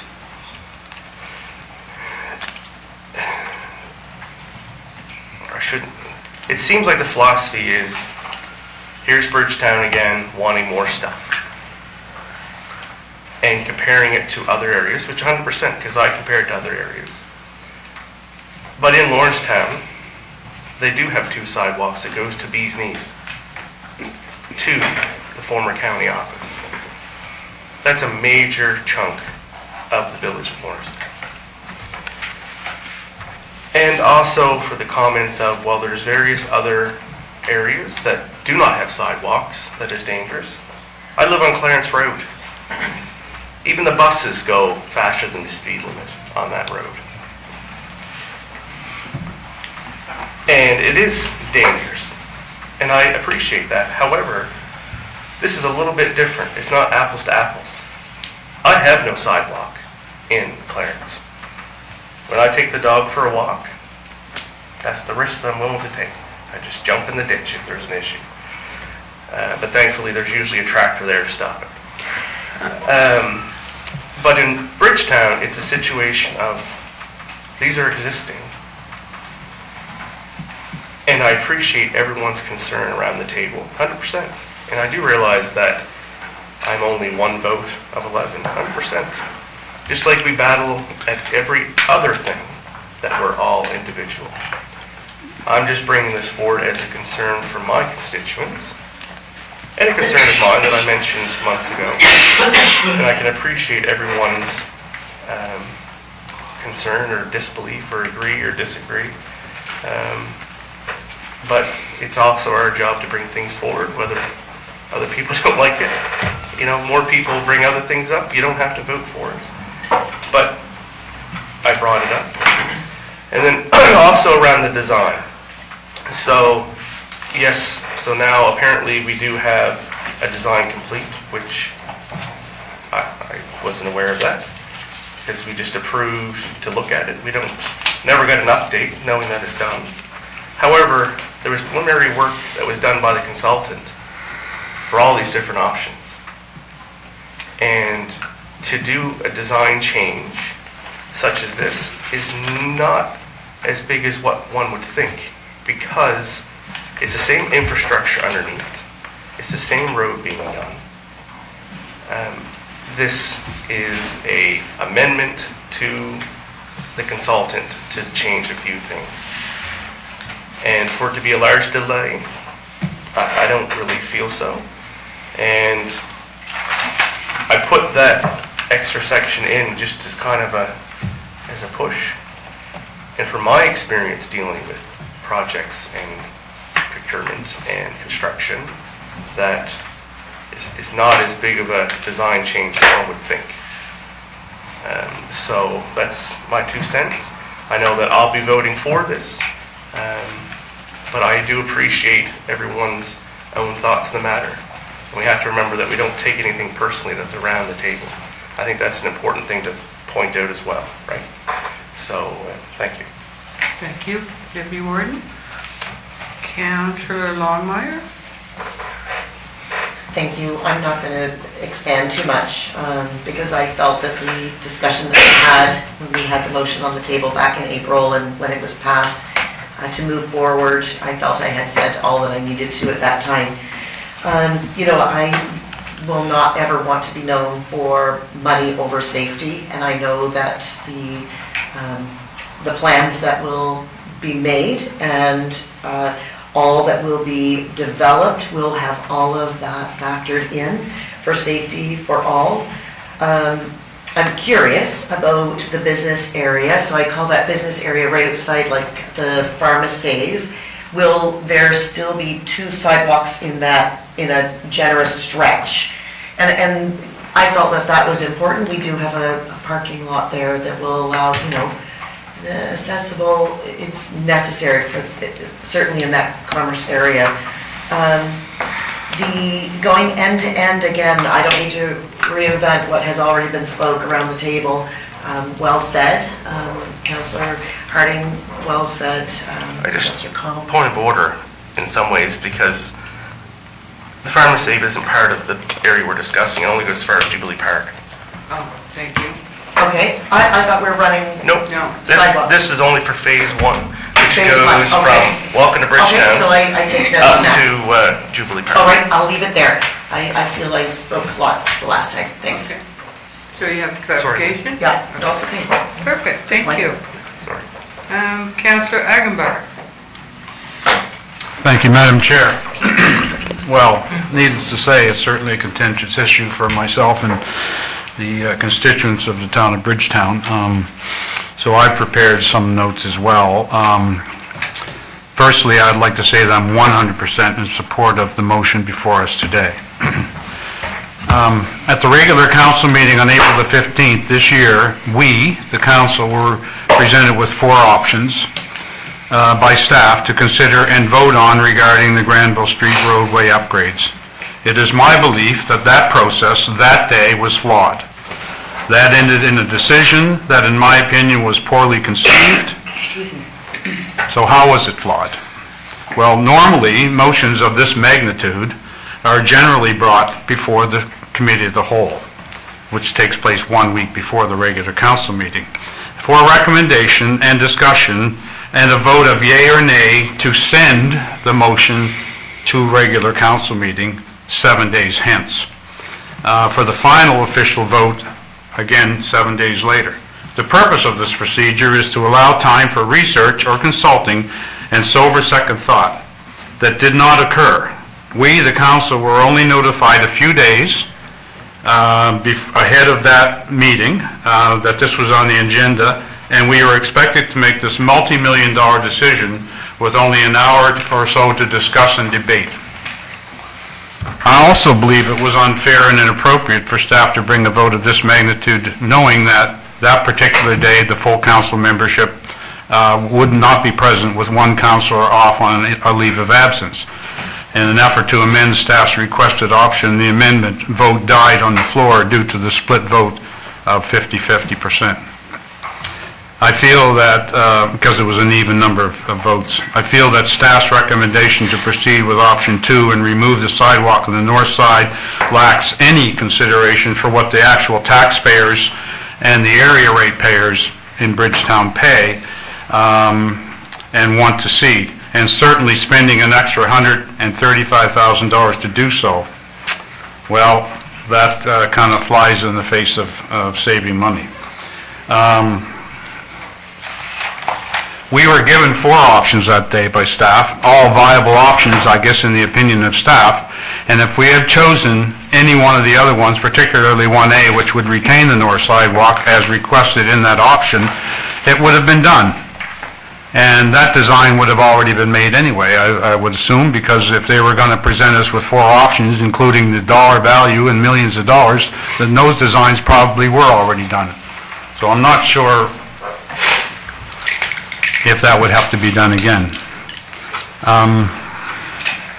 I would like to, okay, I'm going a little bit too far. All of you have received some letters from some people from the Bridgetown area. There's probably a couple that maybe you haven't seen, and I'll read a couple of them to you now. Councillor, I think we better not go through that one. All right, Okay. then I'll leave that, not a problem.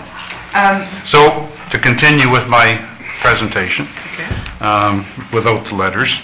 Everybody's seen letters, they know what's going on in that respect. So who uses these sidewalks? Well, of course, children. Children use them. In that particular section, there's a lot of children in that area. There's 12 or 15 kids that use those sidewalks every day. They learn to ride their bikes there. This has been going on forever. Lots of people walk that area, all those sidewalks, particularly that area, because it's a nice walk for recreation and health reasons, particularly some senior people in the area. Lots of out-of-town people come to town. We witness this every single day from all parts of the county to walk. They walk their dogs there, they walk themselves there, because they feel it's safer to walk on the sidewalk than it is on the side of the road. I might note that even Councillor Parsons Saltzman uses that sidewalk when she brings her child to the rink for hockey and for her exercise. So it's certainly used by not only the people of the area, but everybody that comes around. Recently, I had the opportunity to do a flag raising ceremony that put on by the IDEA Advisory Committee, and the whole point of that is accessibility. I say removing this sidewalk flies in the face of the principles that we as a county are advocating through that process. I'm chair of the Bridgetown Planning and Advisory Committee, and in our recent survey, we asked the public if they would see a need for and a like to see sidewalks as a viable means of mobility in the town of, in the old area of Bridgetown. So why ask for that if we're going to take them out? 90% of the sidewalk in question that we're talking about here is in very good condition. There's only a couple of small items, sections, as Deputy Warden alluded to, that are a little bit rough. There are lots of sidewalks in Bridgetown that are in worse shape than that. I would just like to say that we swore an oath to represent all of the county and the citizens of Annapolis County, all of the districts collectively for the good of all. Sometimes we make decisions that may seem right at the time, based on information that we believe to be accurate, that's been given to us, and sometimes new information may come to light, or perhaps we may have a different understanding of things at later time.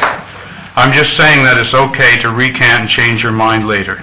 The citizens of Annapolis County are counting on us to make what's fair and justable decisions for everyone. And that doesn't include just, in my opinion, the residents of Bridgetown, in all of our districts.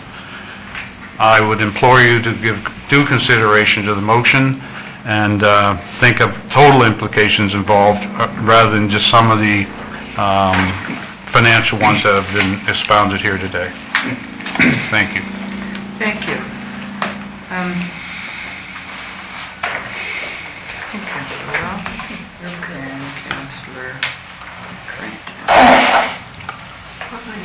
Okay. Might as well put me down there. Round and round and over again. Okay. Jesse's good. I have Councillor Hare already. And he's going to start.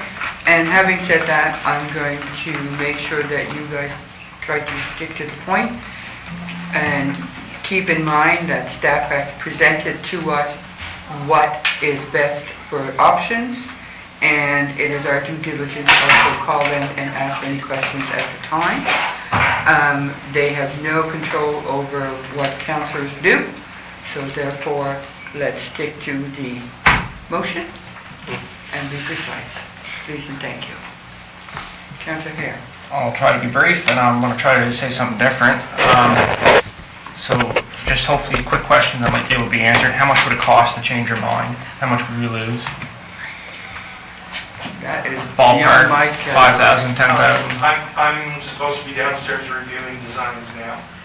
Consultant's here, so he would have to realign. So what you're not thinking about is we're talking about realigning the road, moving poles on the north side. Because it's probably, I don't know how expensive it would be to move poles on the south side. So we have to take that into account, and we have not presented anything to the public, I want to be clear, because I don't have a detailed design done. And so costing, I don't know, 20,000? To change your mind? Okay, Yeah. that's, thank you.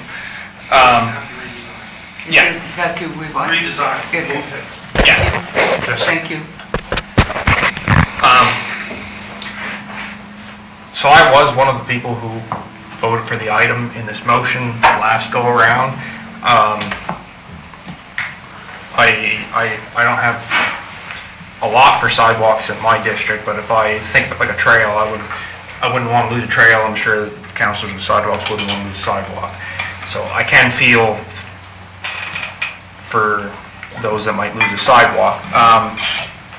And I am, again, to keep the sidewalk we have, because it's there already. As my colleague had stated, it is also unfathomable to me the costs it would take to maintain that sidewalk in its current condition. I just don't see it. But if the folks we have in charge are telling us that it's going to cost that much, I have to make my decision off of what they're saying. I can't vote for it and hope it'll be less. If they're saying it's going to be so much money, that's what I got to go off of. And so, though I voted for it before, they're still saying it's gonna cost above and beyond so much more in the long term.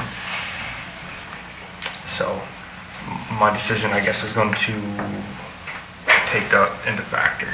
Thank you. Thank you very much, Councillor. Councillor Welsh. Thank you, Warden. I'm going to follow a similar vein, and since Mr. Young is in the room, I have a technical question for him, if he's available. If we were to keep the sidewalk on the north side, that means our curbs don't change.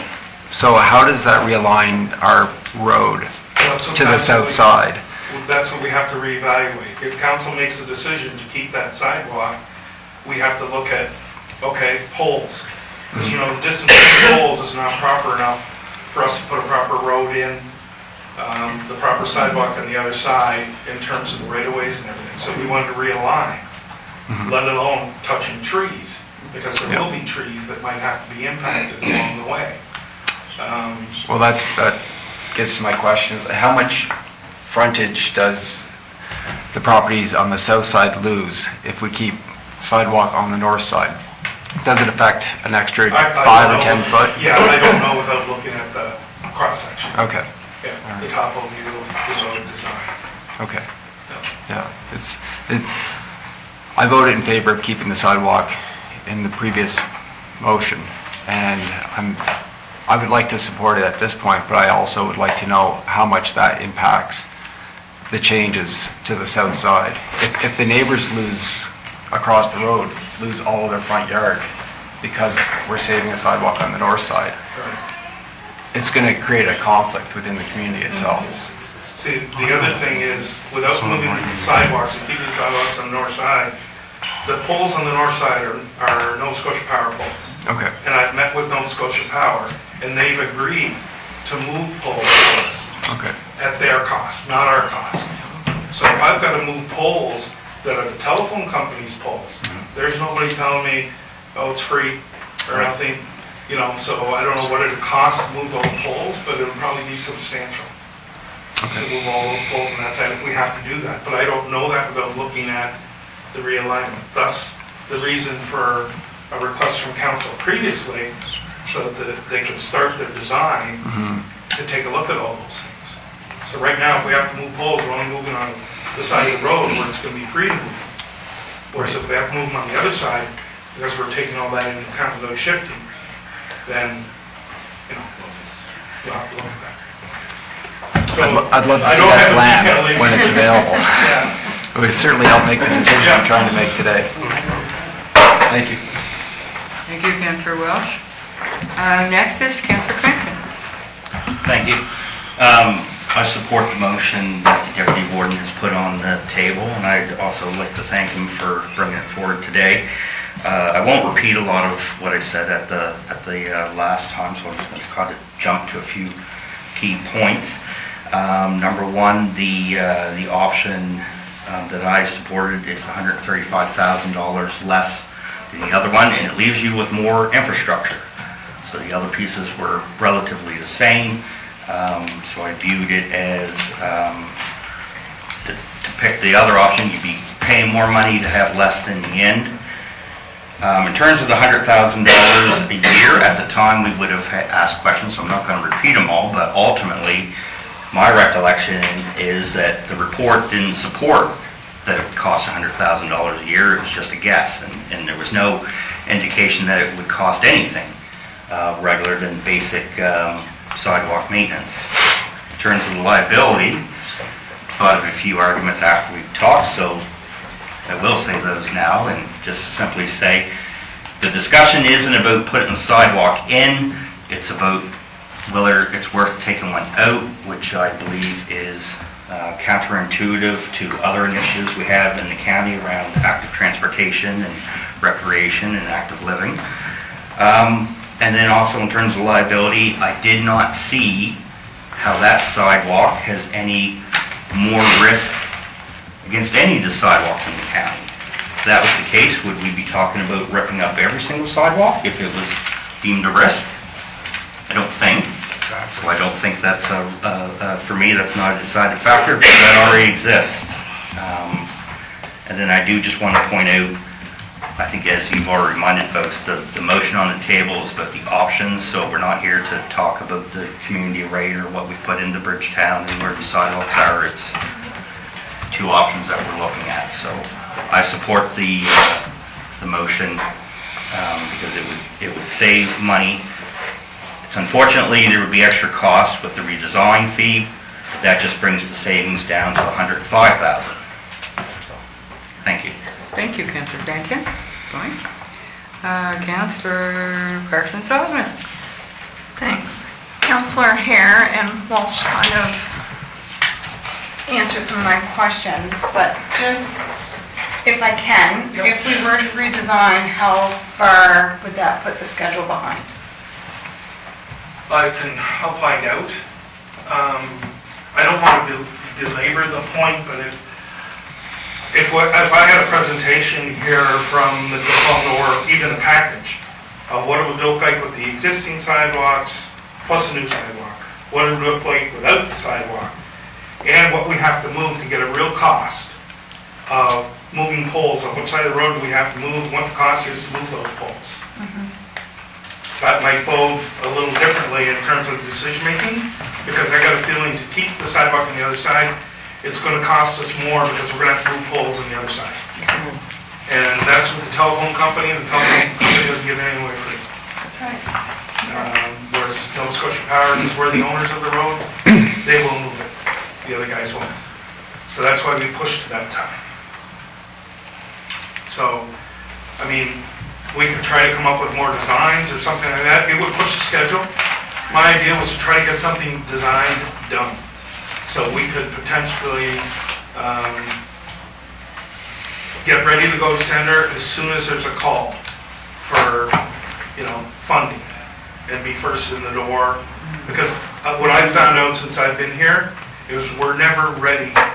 When a call comes, we're never ready. We're scrambling then to go get an engineer to do a design for us, get something done. We're 6 months to a year behind. This one, we're way ahead of the game. I thank council for giving us $200,000 to start that process.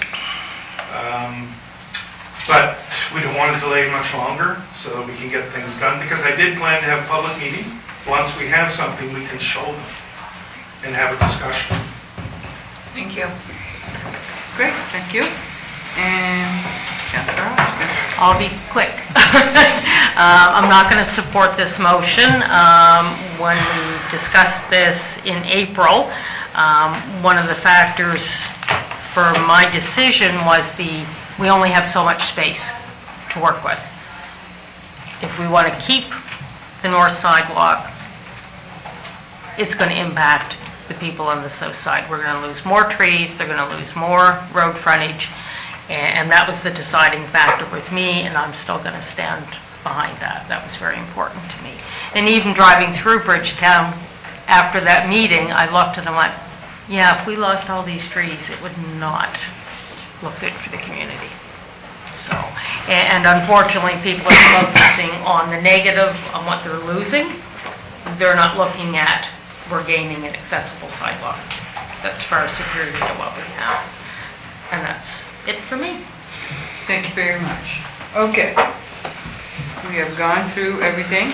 I have no other people on my list. Councillor Agambar, you will bring this in, and being the last and the second time. Okay. I appreciate that, and I realize it's my second time. Just a couple of things. Maintenance, cost of maintenance, $100,000 a year, again, I have a hard time understanding that, but I know you can do a lot of maintenance for $135,000 that we'd be saving if we went with this option. The cost of keeping the sidewalks would have been taken into consideration when we were presented with these four options right here. That all would have been done. I mean, unless, and I don't mean this derogatorily, unless these numbers weren't accurate, but that's what we were presented with. And as I said earlier, if we had voted for number 1A... Point of order. Are we here to accuse our staff, or are we here to debate the motion? Excuse me.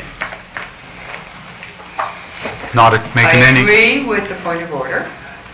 And we should definitely stick to this motion and not consider, numbers always change, doesn't matter what we do. I'm just going to add that in there. So if you wish to say another statement, Councillor, make it on the motion. No, I think I've probably said enough, and I apologize for the point of order. I didn't realize it was out of order. I'm just very passionate about what's happening here today, and I just want everybody to take everything into consideration. Point taken. And I guess I've taken enough, so Thank you. apologize for that. Thank you. Okay, we are now going to vote on the motion. The motion is that council amend its resolution passed on April 15, 2025 regarding the Granville Street West Sidewalk project by replacing the approved design option 2 with option 1A as outlined in the staff report presented at that time. And further, that council directs staff to proceed with engineering design and utility coordination based on option 1A, with no interruption to the current planning and schedule timeline for the project. That is the motion. All in favor of the motion signify by saying yes. Yes.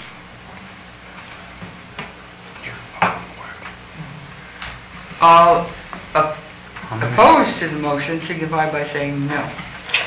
No. Okay, so there you go. Motion is, I voted yes, so motion is passed.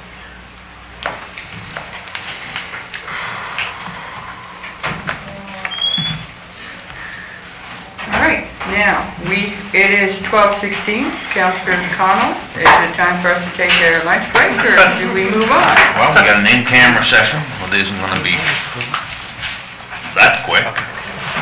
So therefore, we should Therefore, should we go for lunch?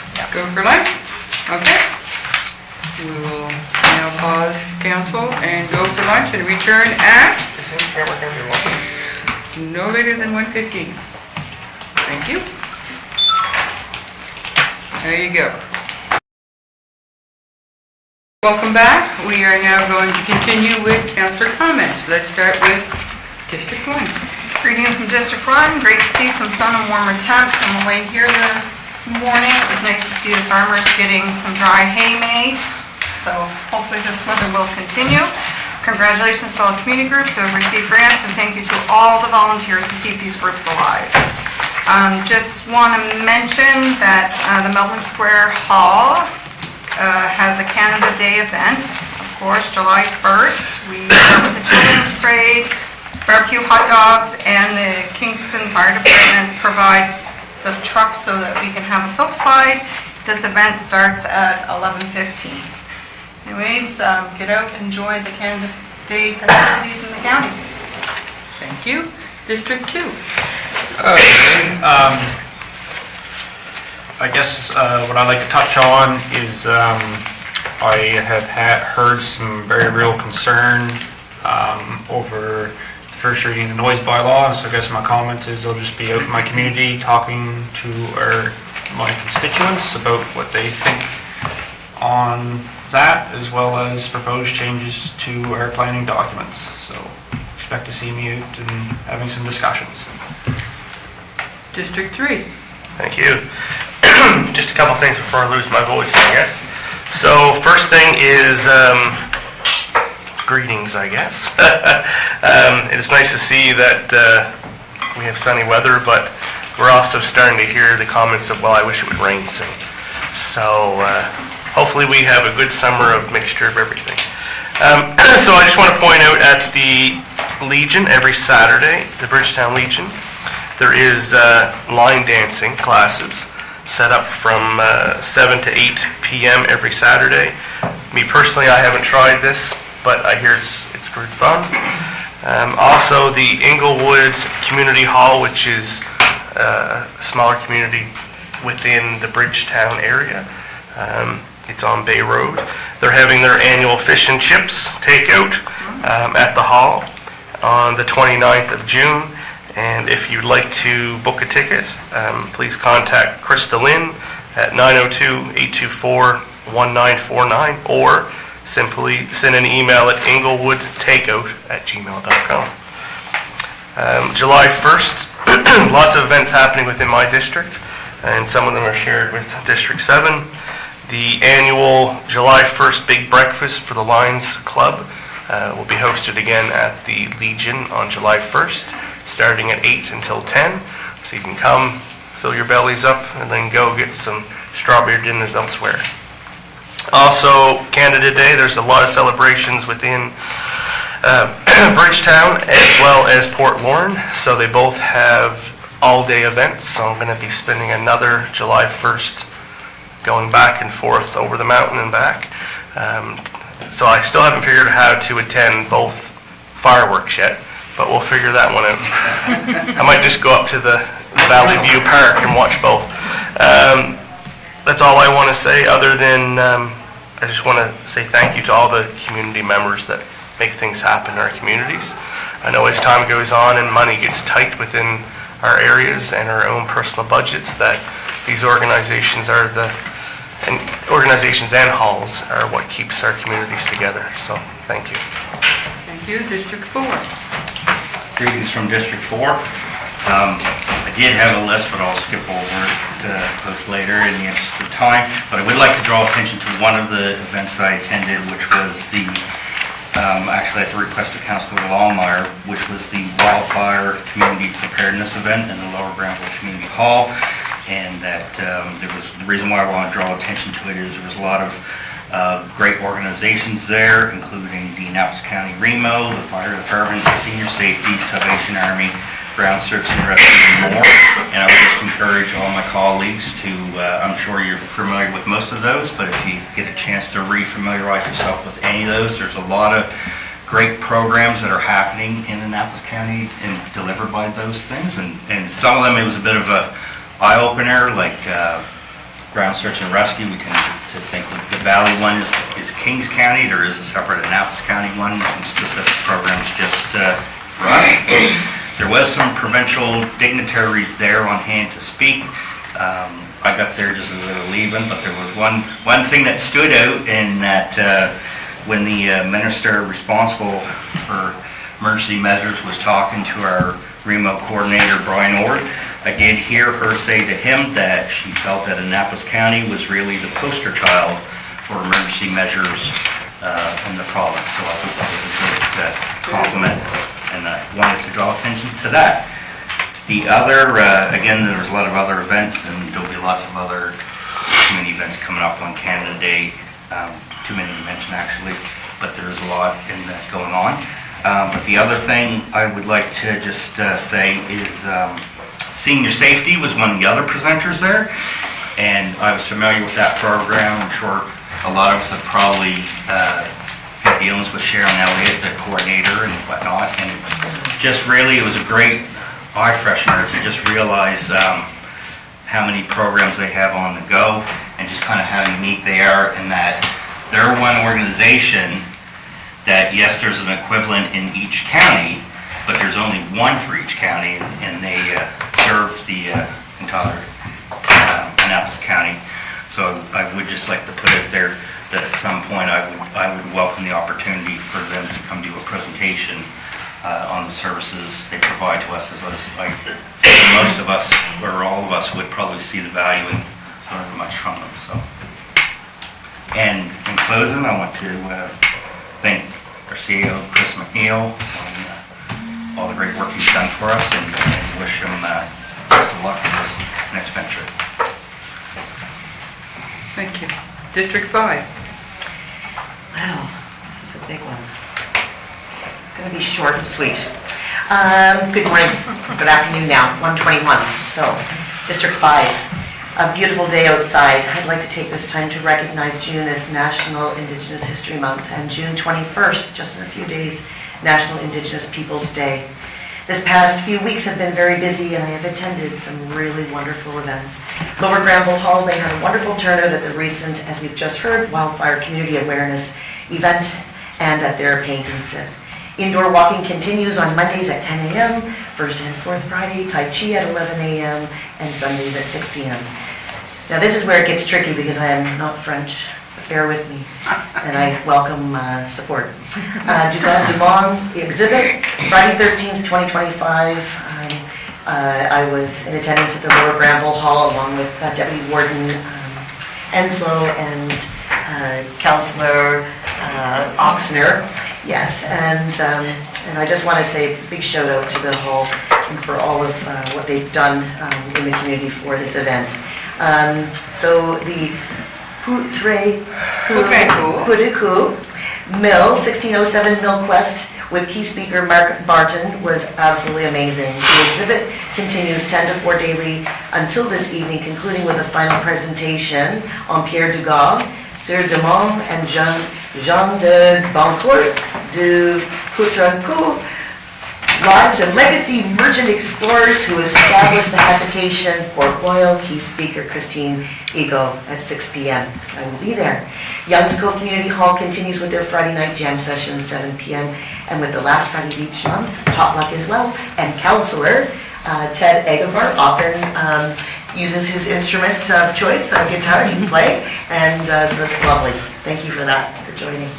Thank you to the communities for supporting the Father's Day treat boxes at the Youngs Cove Hall as well. It was a great success. Saturday, June 21st, 10 until 5, first aid training with Allison at the Youngs Cove Hall. And you can reach out to her, and I will include the email in the brief. Monday mornings, coffee as well, and muffins at the Youngs Community Hall. Food for Shore and Bell's Blessing Pantry on the shoreline, going all the way from Hampton down to the end of Delas Cove, and then again stretching way down into Victoria Beach. Continue to be a great success helping to feed local communities. Thank you to all who make this possible. Successful in their grant for their AED through the Giant Tiger and Red Cross program. Congratulations. New Horizon Hall has just opened, and they are ready with renovations underway and hosting musical jam sessions on Monday evenings. Port Royal Lighthouse Association was chosen for the Nova Scotia Heritage Trust Award, recognizing built heritage. The awards committee selected Schaffner Point Lighthouse for this award. The awards presentation will take place in Dartmouth at the end of this month. Congratulations to the board and to the surrounding communities for their endless work on this beautiful lighthouse. If you were looking for strawberries, located $6 at 1126 Mackenzie Mountain Road, Bayside Farms. Amazing, and no pesticides, herbicides, or anything else that will alter your DNA. Marigold learn to build your own cabin and use recycled stuff. Amazing. Happening in Victoria Beach, Nova Scotia. 17th, Sunday, June 23rd, 10 until 4:30. They are supplying all of the materials, meals, and instruction. Register, and I will supply the information there. As school begins to wind down, I urge everyone to drive safely. There will be children playing on sides of roads, walking, riding bicycles once again, and so much more. We want to continue to keep every one of us safe, and I do wish everyone a wonderful summer. And as I conclude, and this is a tough one for me, thank you, Chris. Thank you to our CAO, who has been absolutely the epitome of perfection with us here as a CAO. The guidance, the support, the kindness, the generosity extended towards us as councillors, and certainly the advice he has given me on my role as a councillor, helping me to understand different parts of business. Thank you. Hear, hear. Very good, sir. Very well said. Thank you, Councillor. District 6. Thank you, Warden. Greetings from District 6. Over the past month, excuse me, I had the opportunity to attend the Federation of Canadian Municipalities Conference, where I met with councillors from across the country. What stood out is how many challenges we face here in Annapolis County, like housing, infrastructure renewal, and access to services, are shared across rural Canada. It is encouraging to find common ground and shared ideas, and it reinforced how important it is for rural voices like ours to be present at national conversations. Back in District 6, I've been reconnecting with residents and spending time on some of our beautiful public spaces. The beaches around Annapolis Basin, particularly Cornwallis Park, Clementsport, and Deep Brook, are being quietly enjoyed by locals and visitors alike. There's a lot of potential to improve access and signage in these areas, and I think it's something that we should explore further, especially since recent planning documents support that vision. I'd also like to encourage folks to visit our local farmers markets, including the Deep Brook Farmers Market and Crafters Market, which runs every Sunday. These markets are more than just places to shop. They're community hubs which support small producers and keep rural economics going. It's always a pleasure to see familiar faces and discover what is in season. Finally, I continue to work with community groups on various district issues, from land use needs to accessibility concerns and ongoing infrastructure questions across the district. As always, I appreciate the conversations and the dedication that residents who continue to advocate for their communities. Thank you. Thank you very much, Councillor. District 7. Thank you, Madam Chair. So greetings again from District 7. Well, it's been another busy month in Annapolis County, and it's so great to see all the valley lush in greenery and gardens in full bloom and beautiful. I was very pleased to take part in the flag raising ceremony that was held at the Memorial Park / Bridgetown Sports Hub on Sunday, May the 25th, celebrating the opening of Accessibility Week. It was hosted by Annapolis County IDEA Advisory Committee. The official opening and proclamation was looked after and presented by our town crier. I as well had the opportunity to attend the FCM conference, Federation Canadian Municipalities Conference in Ottawa, and again, very enlightening in respect to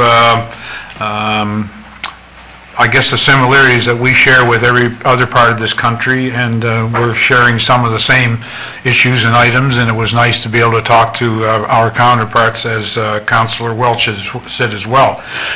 We all were very busy attending several different sessions and seminars to enlighten us in terms of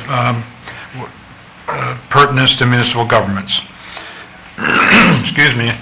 I attended the James House Heritage Committee annual general meeting on June the 11th. I was very impressed with the work that these hard-working, committed folks have been able to achieve in the past year.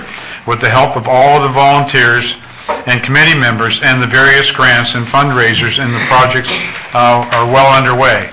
I'm pleased to say as well that their main project for this year was to have all the electrical system upgraded, and that's been done successfully. So now they can actually go in there, and that's where they actually held their meeting the other night. So that was really good. They're very busy and committed, and their hope is to have it up and running in full swing, the museum, this time next year.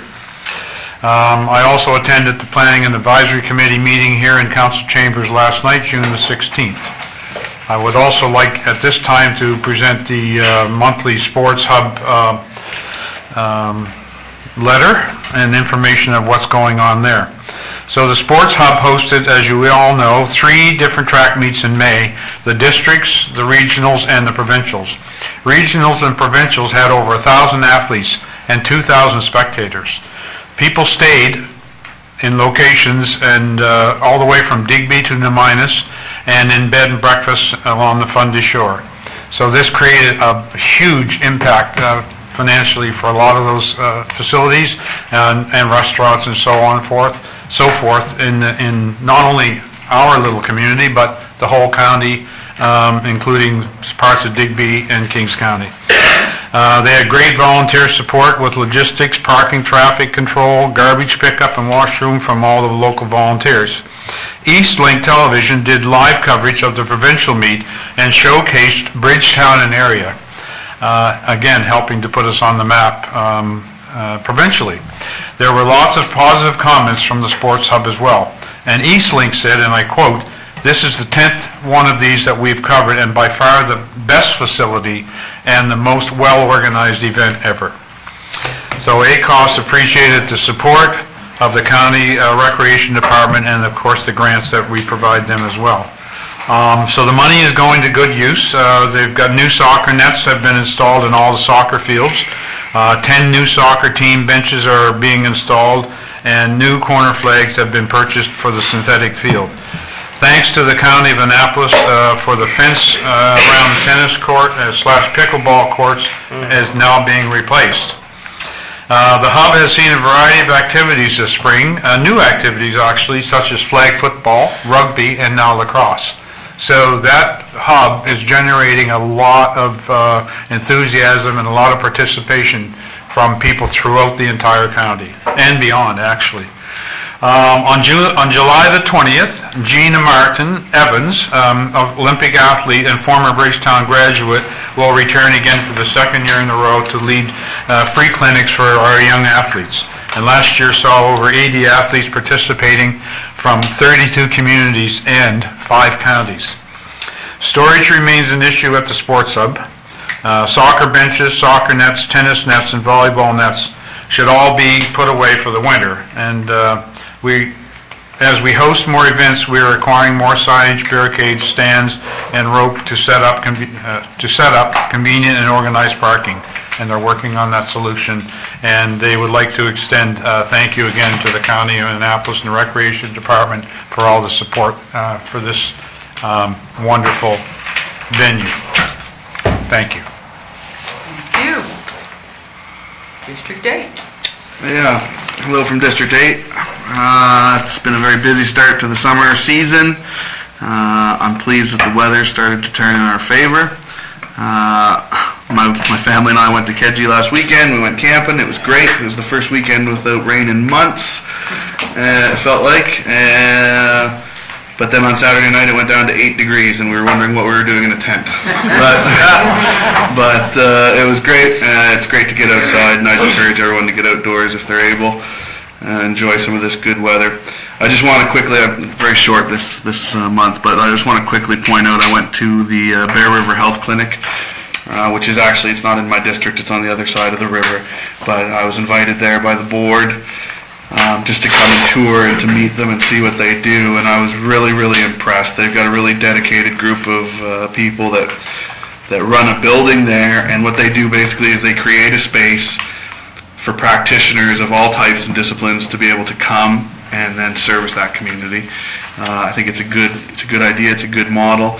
They don't have a doctor at the moment, but they've managed to get a nurse practitioner to come down a couple times a week, and they were able to take on some clients, but they also have massage therapy and all sorts of other disciplines in there. So I think it's very, very good, and I just want to congratulate that board on the work that they've done, and I thank them for the invite to tour the facility.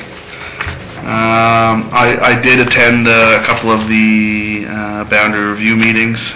Just so everyone knows, I sat at the back. I didn't influence any of the discussions. I just wanted to listen and hear the information. I thought the CAO did a spectacular job presenting the information and giving everyone sort of an education on what happens. So I thank them for that. I just want to reiterate as well, school is out soon. I'm a school bus driver, so the kids are getting anxious, I think is the best way to put it. So this time of year, it is really important, as Councillor Longmire said, just to keep an eye out, because this time of year, it's funny, they all seem to just get really riled up and they're ready to go. They're ready to get out and spend their summers doing whatever it is that they do. So keep an eye out for them on the roads and getting on and off the buses, because sometimes when they're excited, they just dart around, so we got to be really careful with that. And I just wanted to tack on as well a thank you to Chris, the CAO. I know I've met with him on several occasions just for some advice and information, and I appreciate it. He's very knowledgeable on all municipal things and provincial things as well, so I certainly appreciate the time that I've had to learn some things from him. So thank you. That's it. Thank you, Councillor. District 9. Welcome from District 9. I'll be short and sweet as usual. Nicktown and the surrounding areas have been busy with various cleanup projects this spring, coming into the summer. Most of them take a lot of pride in their properties, and it's reflected when you drive through. Unfortunately, we're having some challenges with our playground and the Lower Con subdivision being vandalized. We've got a dedicated group of citizens keeping an eye on things and working with myself and Deb Ryan, Director of Community Development. We've had conversations with the RCMP, trying to resolve the matter. It will take time, but we will get there. I'd like to say a huge thank you to Chris, and we're going to miss you. And remember, our food banks are still in need, even though we're into better weather. And I don't have any community halls in my district, but all the other districts have many. So get out there and support their various activities and dinners and fundraising events. And I encourage everyone to get out and enjoy the events and activities in our county. We have many historic sites to visit and many parks to enjoy. That's it from me. Thank you. Councillor, District 10. Greetings from District 10. Last night I went to the AGM in Orangetown, and they presented their financial statements and stuff. Farm market in Orangetown, the museum is going to open the doors at the same time the farm market's going on every Monday from 4 to 7. So anybody that wants to check out the museum while they're doing a little shopping at the farm market, that's going to be accessible. June 21st, Ingesville Community Hall, 4:30 to 6, is having a strawberry supper, an annual supper they have. It's 2 types of salads, sliced meats, and of course strawberry shortcake. $12.50 per plate, and all the proceeds go to the Ingesville Baptist Church. Also, on June 25th, there's going to be a plaquing of the Whitman Cemetery, which is just east of Lawrencetown on the 201. The exhibition grounds in Lawrencetown has been a long-standing event place in our community. Most every weekend there's a horse event there, from horse pulls to ox pulls to all kinds of horse. Like I say, they have the Barrel Racing Association sometimes there, the Reining Association 4-H, and just ordinary horse shows. So that's a busy spot, and everyone should check that out if they have time. June 28th, there's a breakfast at the Springfield Fire Hall from 7 to 11. It's a great breakfast. They have it every year. And the last, not quite last, but the last thing to mention is that for motorcycle enthusiasts, Devil's Half Acres on all weekend, this weekend. So Kempville shuts down their roads, and I'm sure our CAO heading that direction will dump money into that. So it's a good event. It's very family orientated and friendly, so it's a good event for motorcyclists. And I just want to say thanks to Chris. He has done a lot for our county and worked hard, extra hard for us to succeed to where we are. And good luck in your next role, and my brother's waiting for you.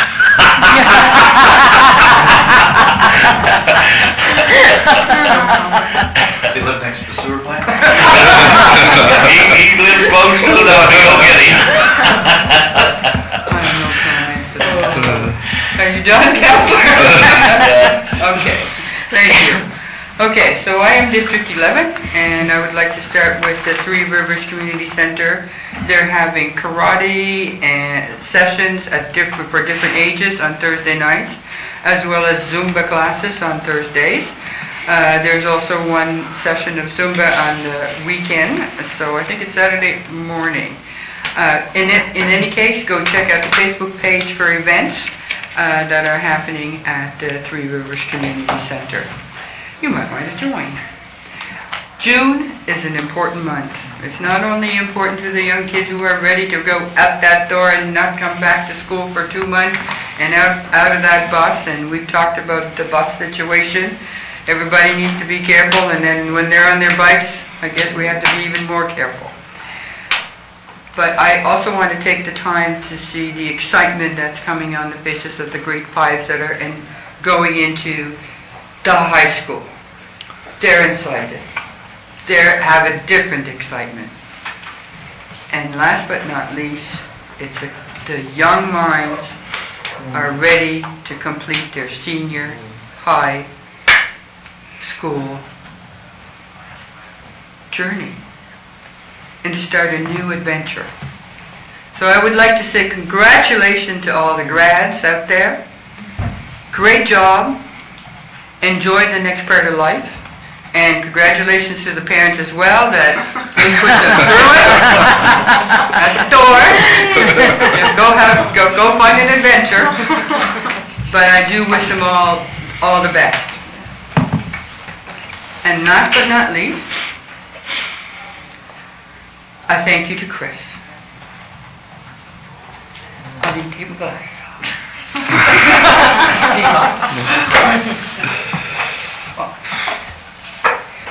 It has been a pleasure working with you. You have been a wealth of information. You've not backed down on anything that we have looked at. You have complimented everything that we've tried to do. You have been above board without reprieve. I wish you all the best. Maybe I'll fly you to that chair, but I guess I better not, because then I'll be up for charges for something. But thank you. Thank you very, very much for everything you've done for us as individuals, as a council, and as a county. Okay.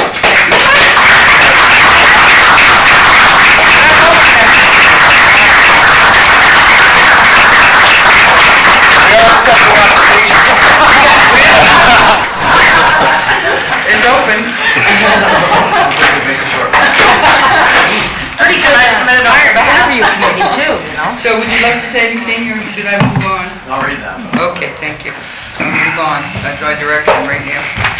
Okay, so as I see it, our business for today is concluded for that part, except for one more thing, an in-camera. So I need a motion to go in camera under section 22(2)E, contract negotiations of the Municipal Government Act.